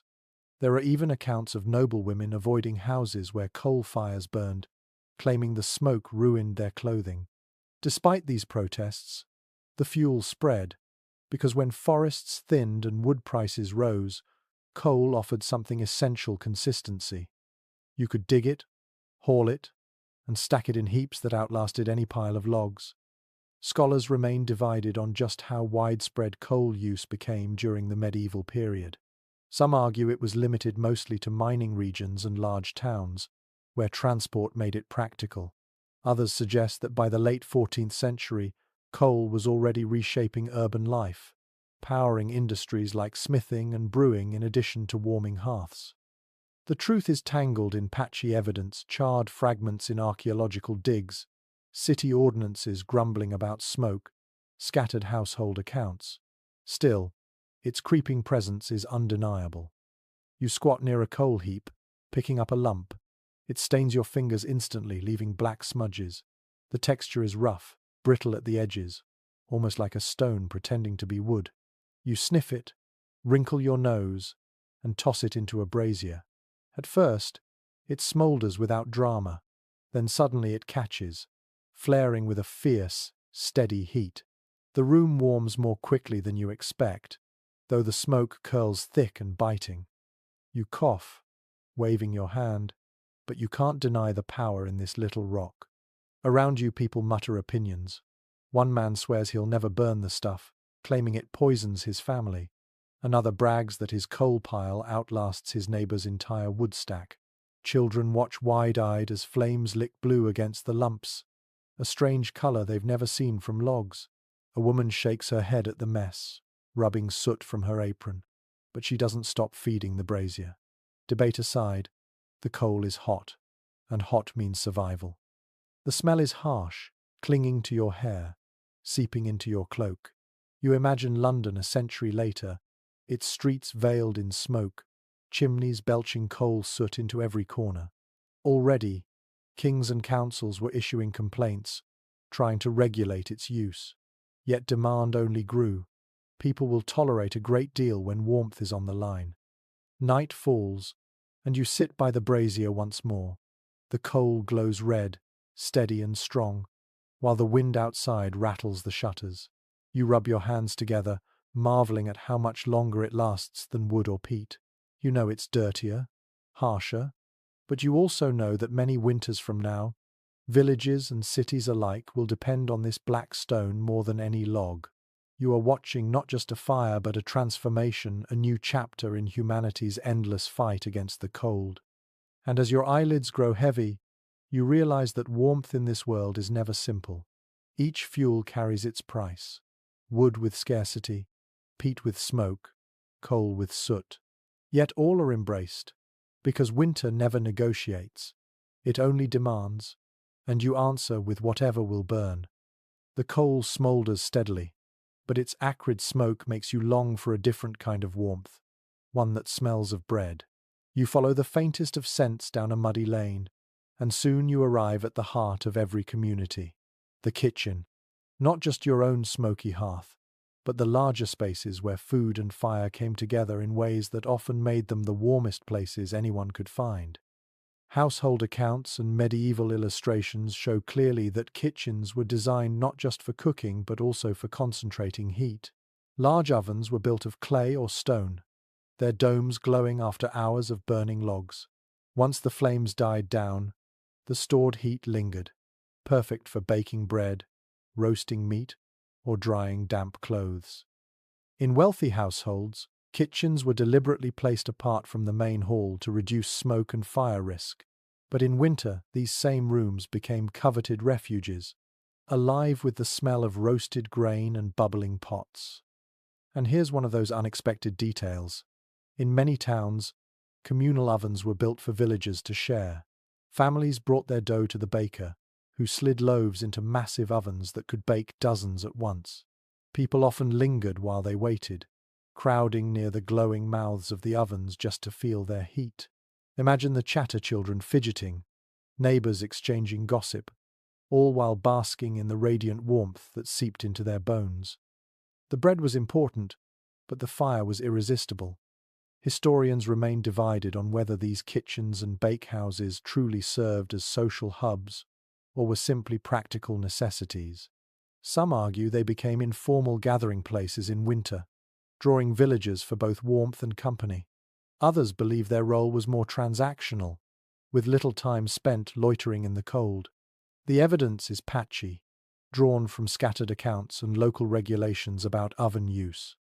Yet when you step into one of these kitchens now, the debate hardly matters. The rush of heat against your frozen skin feels like proof enough. The kitchen itself is alive. Sparks leap from a hearth where a cauldron swings gently, its iron chain creaking with every stir. The oven mouth glows like sunrise, its clay arch hot enough to make you flinch when you lean too close. A servant pulls bread from within, the crusts blackening at the edges, the smell filling every inch of air. Another wipes sweat from his brow despite the frost outside. For him, winter hardly exists here, the fire banishes it completely. You edge closer, letting the warmth soak into your stiff fingers. The floor is dusty with flour, the air heavy with smoke, but none of it matters when your body finally thaws. You watch a boy toss kindling into the hearth, his movements practiced, his face ruddy with heat. He grins at you, and you know he understands. This is the best room in the house, maybe the best room in the entire village, when the snow lies thick on the fields. In poorer homes, the kitchen hearth was smaller, but its role was the same. Families gathered around it, not just to eat, but to exist. Meals were slow cooked for hours, partly because it was efficient, partly because a simmering pot guaranteed the hearth stayed alive. Even scraps of vegetables or bones became fuel for warmth as much as for sustenance. The smell of cooking wasn't just hunger, it was reassurance that the fire had survived another day. Still, kitchens carried their dangers. Sparks leapt onto straw floors, grease fires flared, and smoke often stung eyes until they watered. Regulations in medieval towns frequently mention fire risk in bakeries, warning of fines if ovens were left untended. Entire streets sometimes burned because one kitchen spark escaped into the night. Yet people accepted this risk without fire. There was no warmth, no bread, no life. You lean back now against the kitchen wall, feeling the stone warm beneath your shoulders. The room hums with the rhythm of work. Knives chopping, cauldrons bubbling, voices calling instructions over the crackle of flames. Outside, the frost still rules, but inside the kitchen, the balance shifts. For a few hours, this little chamber is a world unto itself, defined not by cold but by heat, not by silence but by sustenance. And as you close your eyes, breathing deeply of wood smoke and fresh bread, you realize that kitchens were more than functional. They were havens, glowing pockets of life where community and comfort converged. If the hall showed wealth and the chamber showed intimacy, the kitchen showed survival fire transformed into food, warmth transformed into fellowship. The warmth of the kitchen clings to your clothes, but outside the wind bites again, sharper for the contrast. You shiver, clutching your cloak, and follow another trail of smoke, not from homes this time, but from places where work itself generated heat.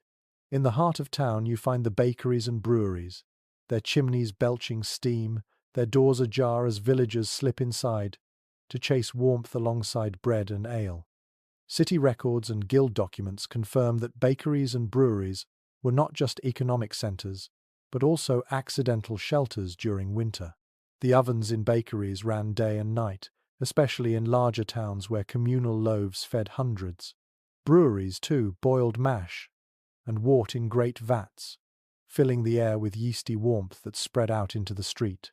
For many villagers, lingering near these doors was an unspoken rite, a way to thaw hands and faces without asking permission. And here's a peculiar little scene preserved in a few chronicles. Apprentices and children pressed their backs against the outer walls of bakeries, because the heat of the ovens seeped straight through the stone. Picture a row of villagers leaning like lizards against a sun-warmed rock, laughing at their own cleverness while the rest of the street froze. It wasn't elegant, but it was survival by proximity. Specialists continue to debate just how accessible these warm places really were. Some argue that bakeries strictly controlled their ovens, wary of fire hazards and outsiders meddling. Others counter that in crowded urban life, it was inevitable that neighbors, beggars, and children hovered at the doors. The truth is probably in between. Tolerated until it became disruptive, discouraged when fuel costs grew high. But for you, standing here now with the yeasty air wrapping your face, the scholarly quarrel is irrelevant. Warmth is warmth, wherever it leaks. You push open the bakery door and are met with a wall of heat. The oven glows white-orange, its mouth a cave of fire, while men with long paddles slide loaves in and out. The air is thick with flour, dust, and smoke, yet you feel your shoulders unclench immediately. Your fingers thaw, your toes stop aching. The scent of baking bread seeps deep into your chest, intoxicating in its promise. Nearby, women gossip as they wait for their dough, children chase each other among the benches, and a stray dog curls beneath a table, too content to be chased out. You realize this place is more than a workplace, it's a magnet. People are drawn to its fire as moths are to light, not only for food but for relief.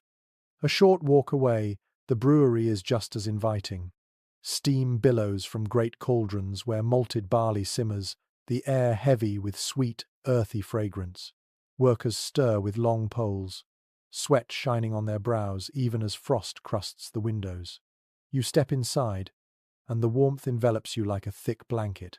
The sound of bubbling liquid, the hiss of steam, the clatter of mugs being filled, it all merges into a symphony of comfort. Of course, dangers lurked here too. Fires burned constantly, fuel was consumed at staggering rates, and accidents with boiling liquid could be deadly. Regulations in some towns specifically mention breweries as fire hazards, requiring inspections or taxes to offset the risk. But none of that stops people from slipping into the steamy air, breathing deeply as if warmth itself could be swallowed. You linger, watching the brewer lift a mug and sip, his cheeks flushed. Workers laugh despite their labor, their bodies too warm to care about the winter pressing at the doors. For a fleeting moment, you feel envy. What must it be like to spend every day surrounded by this heat, even if it comes with sweat and risk? By the time you leave, your clothes carry the smell of bread and beer, mingling with smoke. Outside, the frost is still waiting, but you feel fortified, as though you've stolen a portion of the bakery's fire and the brewery's steam to carry with you.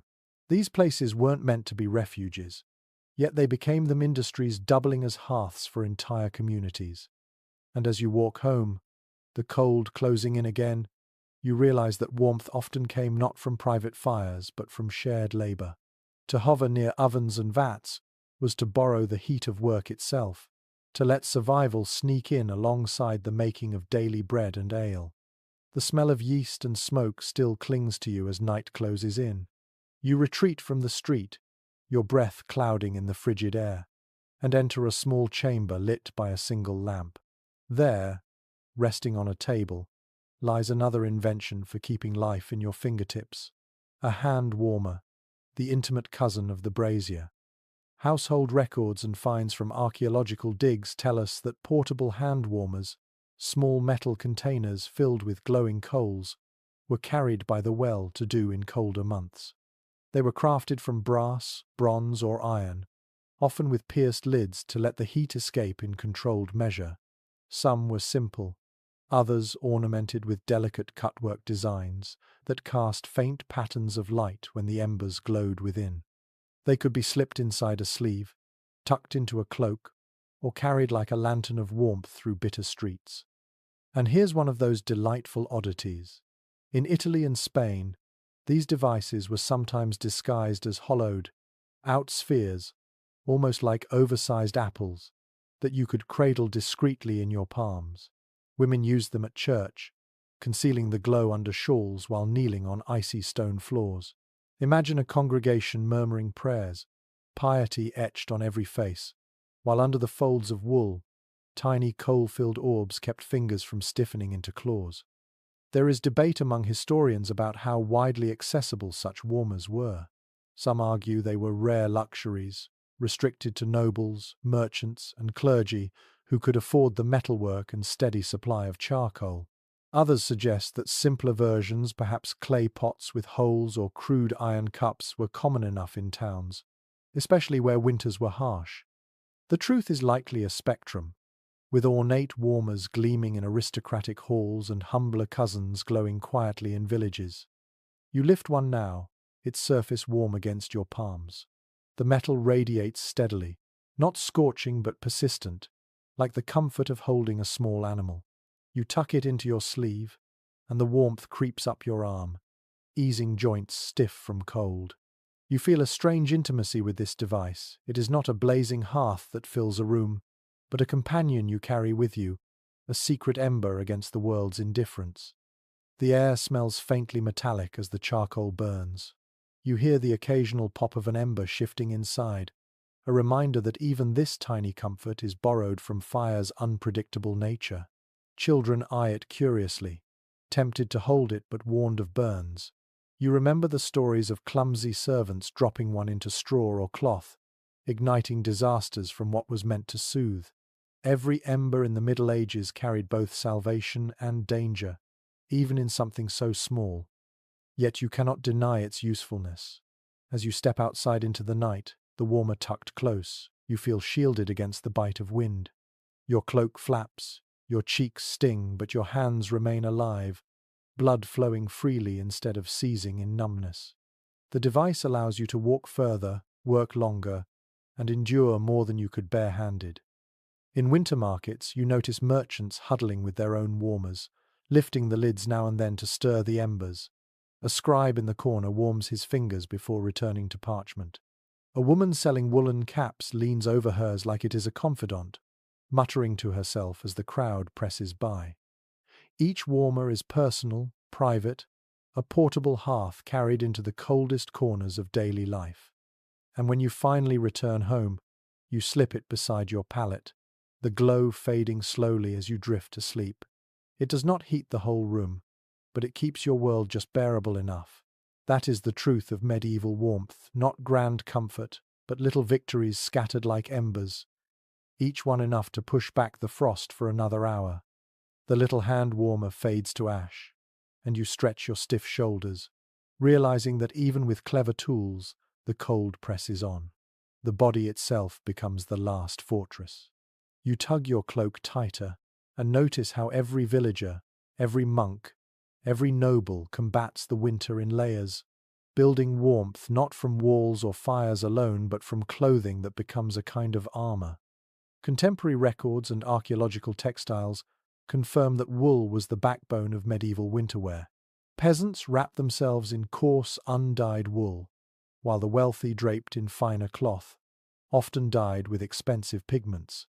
Wool was prized because it held heat even when damp, a blessing in a season where snow melted on your shoulders and sleet soaked your hems. Beneath, people wore linen shifts and shirts, the fabric smooth against the skin, layered thickly when weather grew cruel. And here's one of those fascinating quirks. In the colder regions of Europe, garments were sometimes stuffed with raw fleece, or even scraps of fabric to create quilted padding. In effect, early medieval folk stumbled upon a version of insulation we'd recognize today. Some outfits were so bulky they restricted movement, but when frostbitten wind howled, nobody cared how graceful you looked. There are even illustrations showing children bundled to the point of absurdity, little more than eyes peeking out of cocooned layers. Researchers disagree on just how much fur was worn by everyday people. Some argue it was reserved for nobles, who flaunted ermine, sable, and fox as symbols of prestige.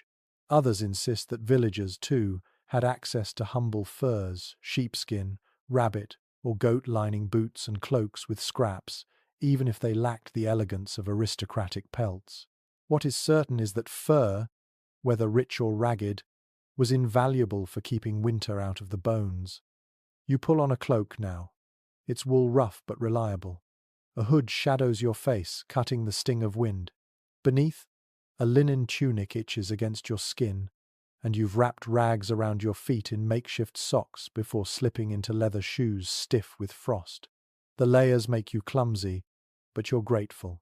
Each piece is another wall between you and the season that waits to gnaw at your marrow. In noble halls, the scene is more extravagant. Ladies sweep past in gowns lined with fur, their sleeves trailing like banners, while men wear padded doublets beneath embroidered surcoats. The garments are dazzling, but they also serve practical needs. A thick fur collar shields a throat. A long woolen cloak traps heat when drawn tightly across the chest. Even fashion bent to the demands of winter, though wealth allowed style to masquerade as necessity. The smell of lanolin clings to you, earthy and faintly sour. It's the scent of wool that has never been fully washed free of grease, a smell familiar to every medieval nose. Your cloak grows heavier with snowflakes, dampening slowly, but it still holds its heat. You notice others shaking out their garments, muttering at the weight, but smiling grimly because without these layers they'd already be frozen. Children chase each other in the street, their laughter sharp in the air, their cloaks flap wildly, their mittens patched, their boots wrapped in cloth. They don't complain. They've known no other winter than this. You see them gather near a brazier, cloaks steaming faintly as the frost melts away, the smell of wet wool filling the air. And when you return home, you hang your cloak near the fire, watching it smoke gently as it dries. Tomorrow, it will be stiff again, ready to protect you once more. You realize then that survival here is not just fire or food, it is the fabric on your back, the layers wrapped around your body, the animal skins and woven cloth that become as necessary as breath. For in this world, clothes are not ornaments but shields. Each tunic, each fur lining, each rag-wrapped boot is a line of defense in the war against winter. And without them, no hearth, no brazier, no peat brick could save you for long. Your cloak still smoulders faintly by the fire, its wool drying from melted snow. But even dressed in layers, you can't help noticing how much the season dictates your rhythm. In the medieval world, winter wasn't just a chill in the air, it rewrote the very shape of daily life. Chronicles and seasonal calendars make it clear that work and leisure bent to the cold months. Agricultural labor slowed when the ground froze solid. Ploughing halted, fields lay dormant, and only livestock demanded steady care. Short days meant long nights, with most households rising late and retreating early, their waking hours bound tightly to the flicker of firelight.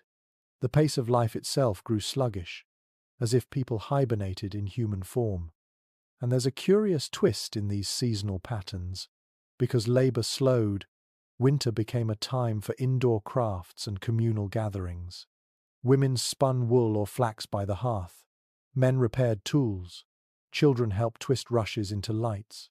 Storytelling flourished on long nights, songs and riddles filling smoky halls. In many villages, the freezing season was paradoxically when culture deepened, when you learned to sing, carve, or play games simply to outlast the darkness. Specialists disagree on whether medieval winters were truly harder on the body or merely different in rhythm. Some argue that reduced labor saved strength, balancing the hardship of cold.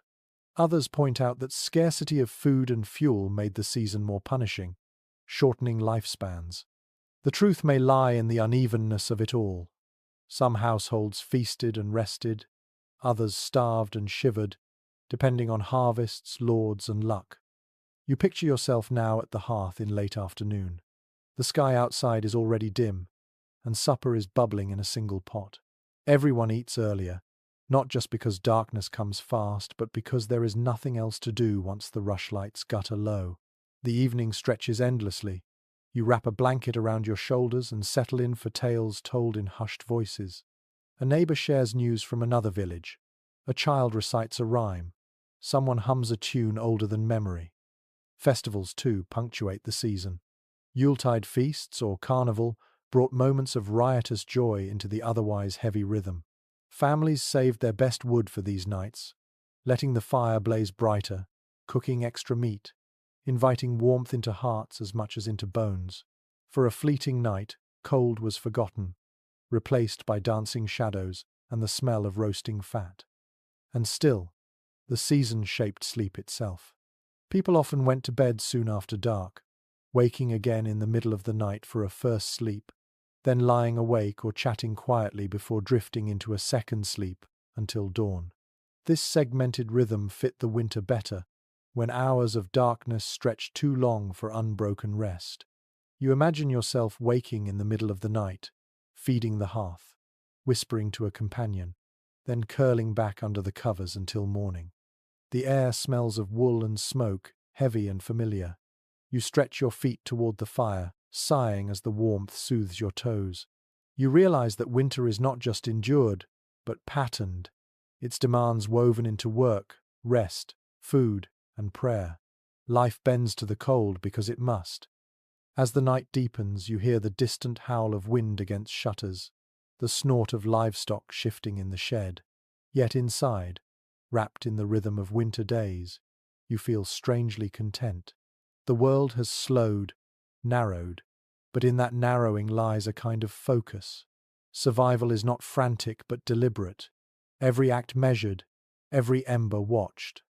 And as you drift towards sleep, you understand that medieval winters were not simply months of suffering, they were months of adaptation, of finding meaning in slowness, and of shaping community against the backdrop of frost. The rhythm of winter days is heavy, but sometimes the season itself surprises you. Imagine stepping outside one morning to find not misery but marvel. A river frozen solid, its surface hard as glass, stretching wide beneath a pale sky. Word spreads quickly, and by afternoon the banks are crowded. Merchants, children, and travellers tread boldly onto the ice. A frost fair has begun, a rare celebration when winter itself becomes a stage. Chroniclers in England describe these fairs vividly during the later Middle Ages, especially on the River Thames when cold spells locked it in ice. Stalls sprang up almost overnight, built from timber and cloth, selling food, drink, and trinkets. Bonfires burned on the frozen surface, smoke curling into the crisp air, while people laughed at the absurdity of living atop what should be water. For a season defined by scarcity, these fairs were bursts of abundance and joy. One detail that feels almost comic: vendors sometimes roasted meat or brewed ale right there on the ice. Imagine the courage setting fire atop frozen water, trusting the thickness of the frost to hold. Reports describe the ground trembling with cracks.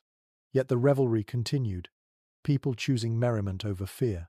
Children skated clumsily on bones strapped to their shoes. Dogs bounded wildly, and jugglers performed while bundled in wool against the bitter air. Not all scholars agree on how widespread or frequent these festivals were. Some argue they were rare anomalies, limited to unusually harsh winters during the so-called Little Ice Age. Others suggest that smaller, local versions occurred more often than we realize, their traces lost because they were informal and temporary. The debate lingers in fragmentary accounts, but whether occasional or common, the memory of a frost fair captures something essential: the human refusal to let winter win entirely. You step onto the ice now, the surface creaking faintly underfoot. The air rings with laughter and shouts, the smell of roasted chestnuts mingling with the sharper tang of smoke. A fiddler plays a tune while couples dance carefully, their cloaks spinning as their breath clouds around them. For once, no one seems worried about the cold. It has become part of the spectacle, a shared joke between villagers and season. Children rush past, cheeks flushed, holding sticks tipped with ribbons. Merchants hawk gingerbread shaped into animals, their voices booming across the frozen expanse. Somewhere, a man slides mugs of ale across a table, froth sloshing as the drink threatens to freeze. Dogs bark, geese honk indignantly at their frozen pond, and everyone presses closer to the flames built on the ice, marveling that they can exist at all. The joy is contagious. You find yourself grinning despite your stiff fingers, despite the numbness creeping into your toes. For a few hours, winter feels less like an enemy and more like a conspirator in a grand game. Even the dangers creaking ice, sudden cracks only add to the thrill. People cheer when a loud snap echoes across the river, then laugh nervously, adjusting their steps but refusing to retreat. As twilight falls, the fair grows more magical. Torches flicker, their reflections glowing on the icy surface. The air hums with song, mugs clink, and shadows dance across makeshift stalls. You breathe deeply, the cold filling your lungs, but instead of dread, you feel exhilaration. Winter has given you a gift, an unexpected festival carved from frost itself. When at last you leave, trudging back to your smoky cottage, your body is weary but your spirit strangely light. You know the cold will gnaw again tomorrow, that hunger and smoke will return, but tonight you carry the memory of laughter on ice. In the long war with winter, moments like these are victories fleeting, fragile, but unforgettable. The memory of laughter on the frozen river fades as night draws in again. You sit by the embers, the world quiet outside, and you realize that for many, warmth was never only physical. People turn to stories, charms, and whispered protections, believing that unseen forces could shield them from the bite of the cold. Winter, after all, wasn't just an enemy of the body, it was a test of spirit. Parish records and folklore collections reveal that charms against the chill were woven into everyday life. Families muttered prayers over the hearth, invoking saints to keep the flames alive. Saint Blaise, Saint Lawrence, or even St. Bridget were called upon, their names stitched into chants meant to keep embers glowing. Crosses of straw were hung over doors in parts of Ireland, thought to bless the house against frost. These practices were less about changing the weather and more about reassuring the soul that one wasn't fighting the cold alone. And here's one of those curious threads in the fabric of superstition. Some households believed that throwing a pinch of salt into the fire would chase away not only evil spirits but also the cold itself. In German villages, people sprinkled ale into the hearth as an offering, a small sacrifice to keep warmth steady. Imagine crouching by the fire, muttering as you toss a crumb of bread or a splash of drink into the flames, bargaining with the unseen to let your family survive another night. Scholars still debate how literally such beliefs were held. Some argue they were symbolic, a way of layering meaning onto routine chores like banking the fire. Others insist that people genuinely feared supernatural cold spirits of winter, witches who could steal the hearth fire, or demons that rode the north wind. Folklore blurs the line between faith and practice, and it may never be clear whether these rituals were earnest or simply habit passed down through generations.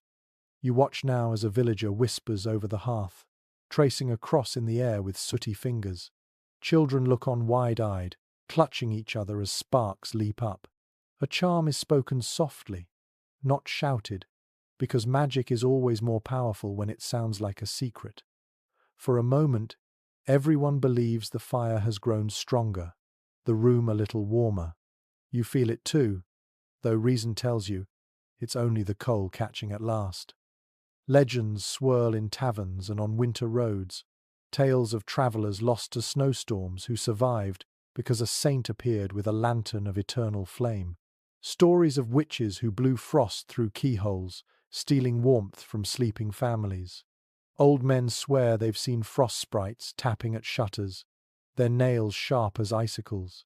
These tales make children squeal and adults smile wryly, but they also reveal the truth.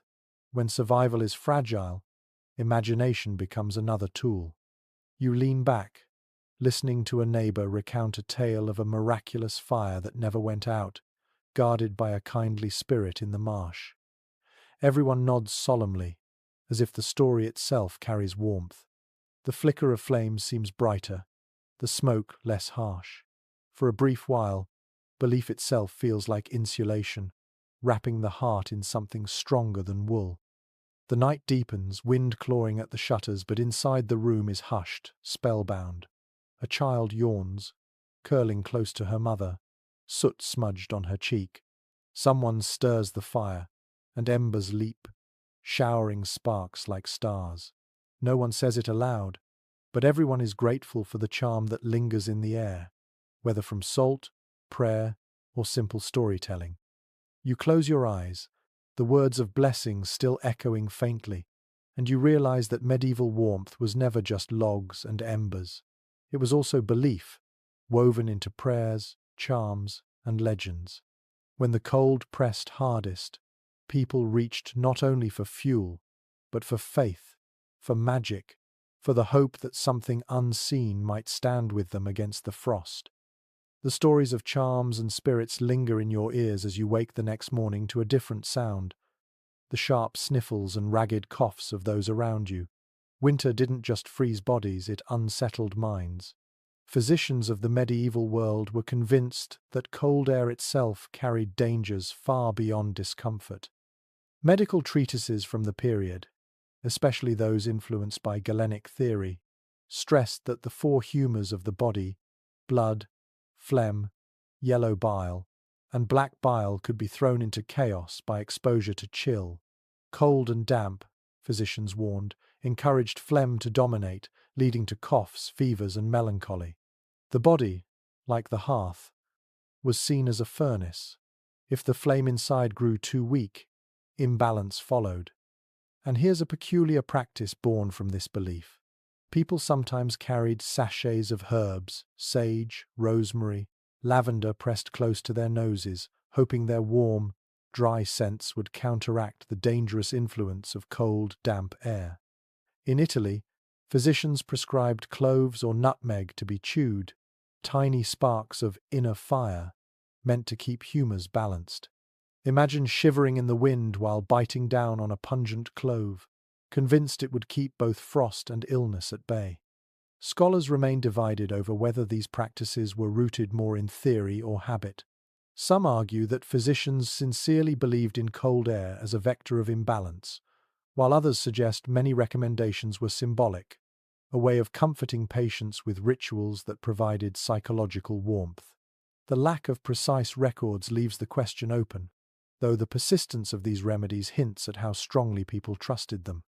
You sit by the hearth now, listening to a neighbour describe his cough. He insists it began when he walked in the night wind without a cloak, and everyone nods knowingly. Another recounts a child who let the frost into her chest, and remedies are exchanged freely. Garlic boiled in milk, wine mulled with spices, even sitting close to a brazier while wrapped tightly in blankets. The cures are as much about heat as about medicine.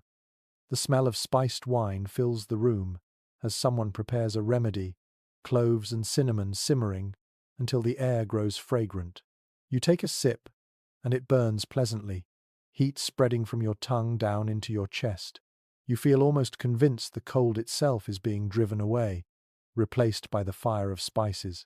Whether it's medicine or just comfort, you don't care, it works. At least for now. At monasteries, infirmaries echo with similar sounds. Monks coughing in their cots, the scent of rosemary smouldering in bowls, physicians lecturing on the dangers of north winds that bring not just chill but disease. Herbal remedies are measured and administered with solemnity, but beneath the ritual lies the same truth you feel at home. Heat is health, cold is peril. The fear of melancholy, too, seeps into conversation. People whisper that the long darkness brings sadness that is more than mood. It is a humour imbalance, the body flooded with black bile. To sit too long by a dying fire, they say, is to let melancholy take hold. You realise that in winter, even your spirit is considered vulnerable, your mood as fragile as your breath. You watch a woman toss herbs into the hearth, muttering as the smoke rises. She breathes it in deeply, convinced the fragrance will guard her family. The children imitate her, holding sprigs to their noses, giggling at the sharp scent. The ritual binds them together, belief as much as medicine, warmth woven from both fire and faith.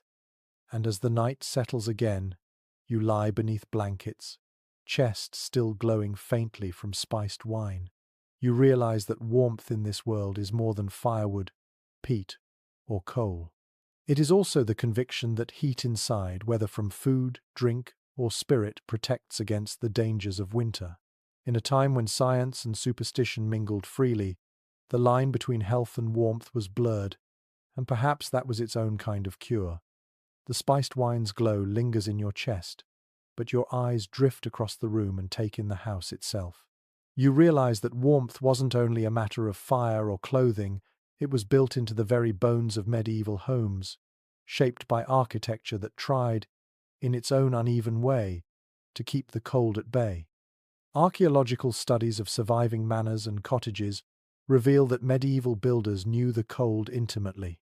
They thickened walls with layers of stone or earth, designed low ceilings to trap heat, and built small doorways that let in less of the biting wind. Even the placement of houses within villages sometimes served.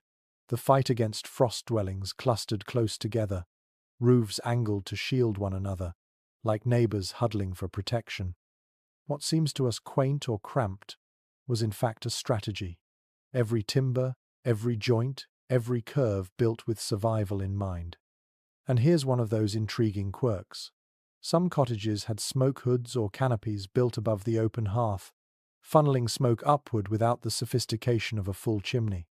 These early contraptions weren't elegant, but they directed smoke just enough to make sitting near the fire tolerable.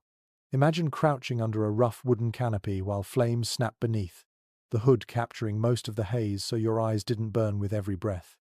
Researchers continue to argue about how much these designs truly insulated. Some believe that stone walls, though thick, stored cold as easily as they stored heat, making interiors little warmer than outside air.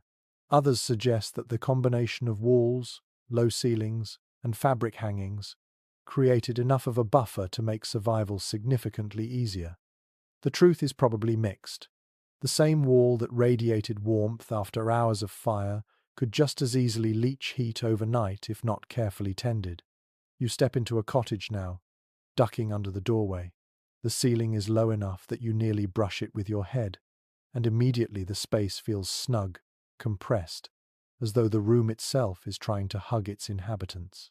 The walls are rough, but the thickness muffles some of the outside wind. You notice how the hearth is set into the central floor, smoke guided into the rafters, blackening beams but leaving enough air below for people to live. Every detail whispers of compromise. Nothing perfect, everything practical. In larger homes, architecture showed the same tension. Castles, with their massive stone walls, looked invincible from the outside, but inside they trapped cold like caverns. Lords fought this by building smaller chambers within, layering them with tapestries, and narrowing windows to mere slits. Kitchens were often tucked near the great hall, so the heat of ovens could seep into surrounding rooms. Spiral staircases hugged fireplaces, carrying warmth upward through otherwise frigid towers. These details didn't erase the cold, but they bent it, softened it, wrestled it into something survivable. The smells tell their own story. Damp stone carries an earthy tang. Wooden beams exude the sharpness of smoke soaked deep into their grain. Rush mats on the floor smell faintly of mold and herbs, replaced each season to freshen the air. Even the ceilings have their own perfume: soot, tar, and the memory of countless fires. You realize that warmth wasn't only something you felt, it was something you could smell, a signature of a house that had endured many winters. Outside, you notice how the whole village seems arranged for endurance. Houses cluster tight, barns and byres pressed close so animals' warmth contributes to human survival. Narrow lanes block wind, and fences of woven brush catch drifting snow. Architecture wasn't just walls, it was choreography, an entire layout meant to keep frost from ruling unchallenged. Of course, not every design worked flawlessly. Roofs leaked, shutters rattled, smoke hoods failed, and cold seeped through every seam. Fire hazards lurked in every thatch, and one stray ember could undo a generation's work in minutes. Yet people kept building, repairing, adapting.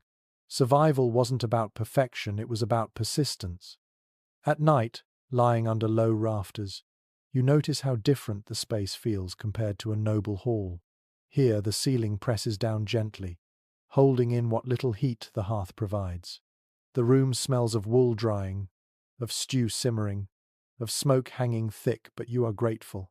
It is warmer here than outside, and in winter that difference matters more than grandeur. Somewhere in the village, a hammer rings faintly as someone repairs a shutter, determined to seal a draft before the next storm. In another house, fresh dung is plastered into a wall crack, its earthy smell accepted as the price of warmth. Architecture here is not beauty for beauty's sake.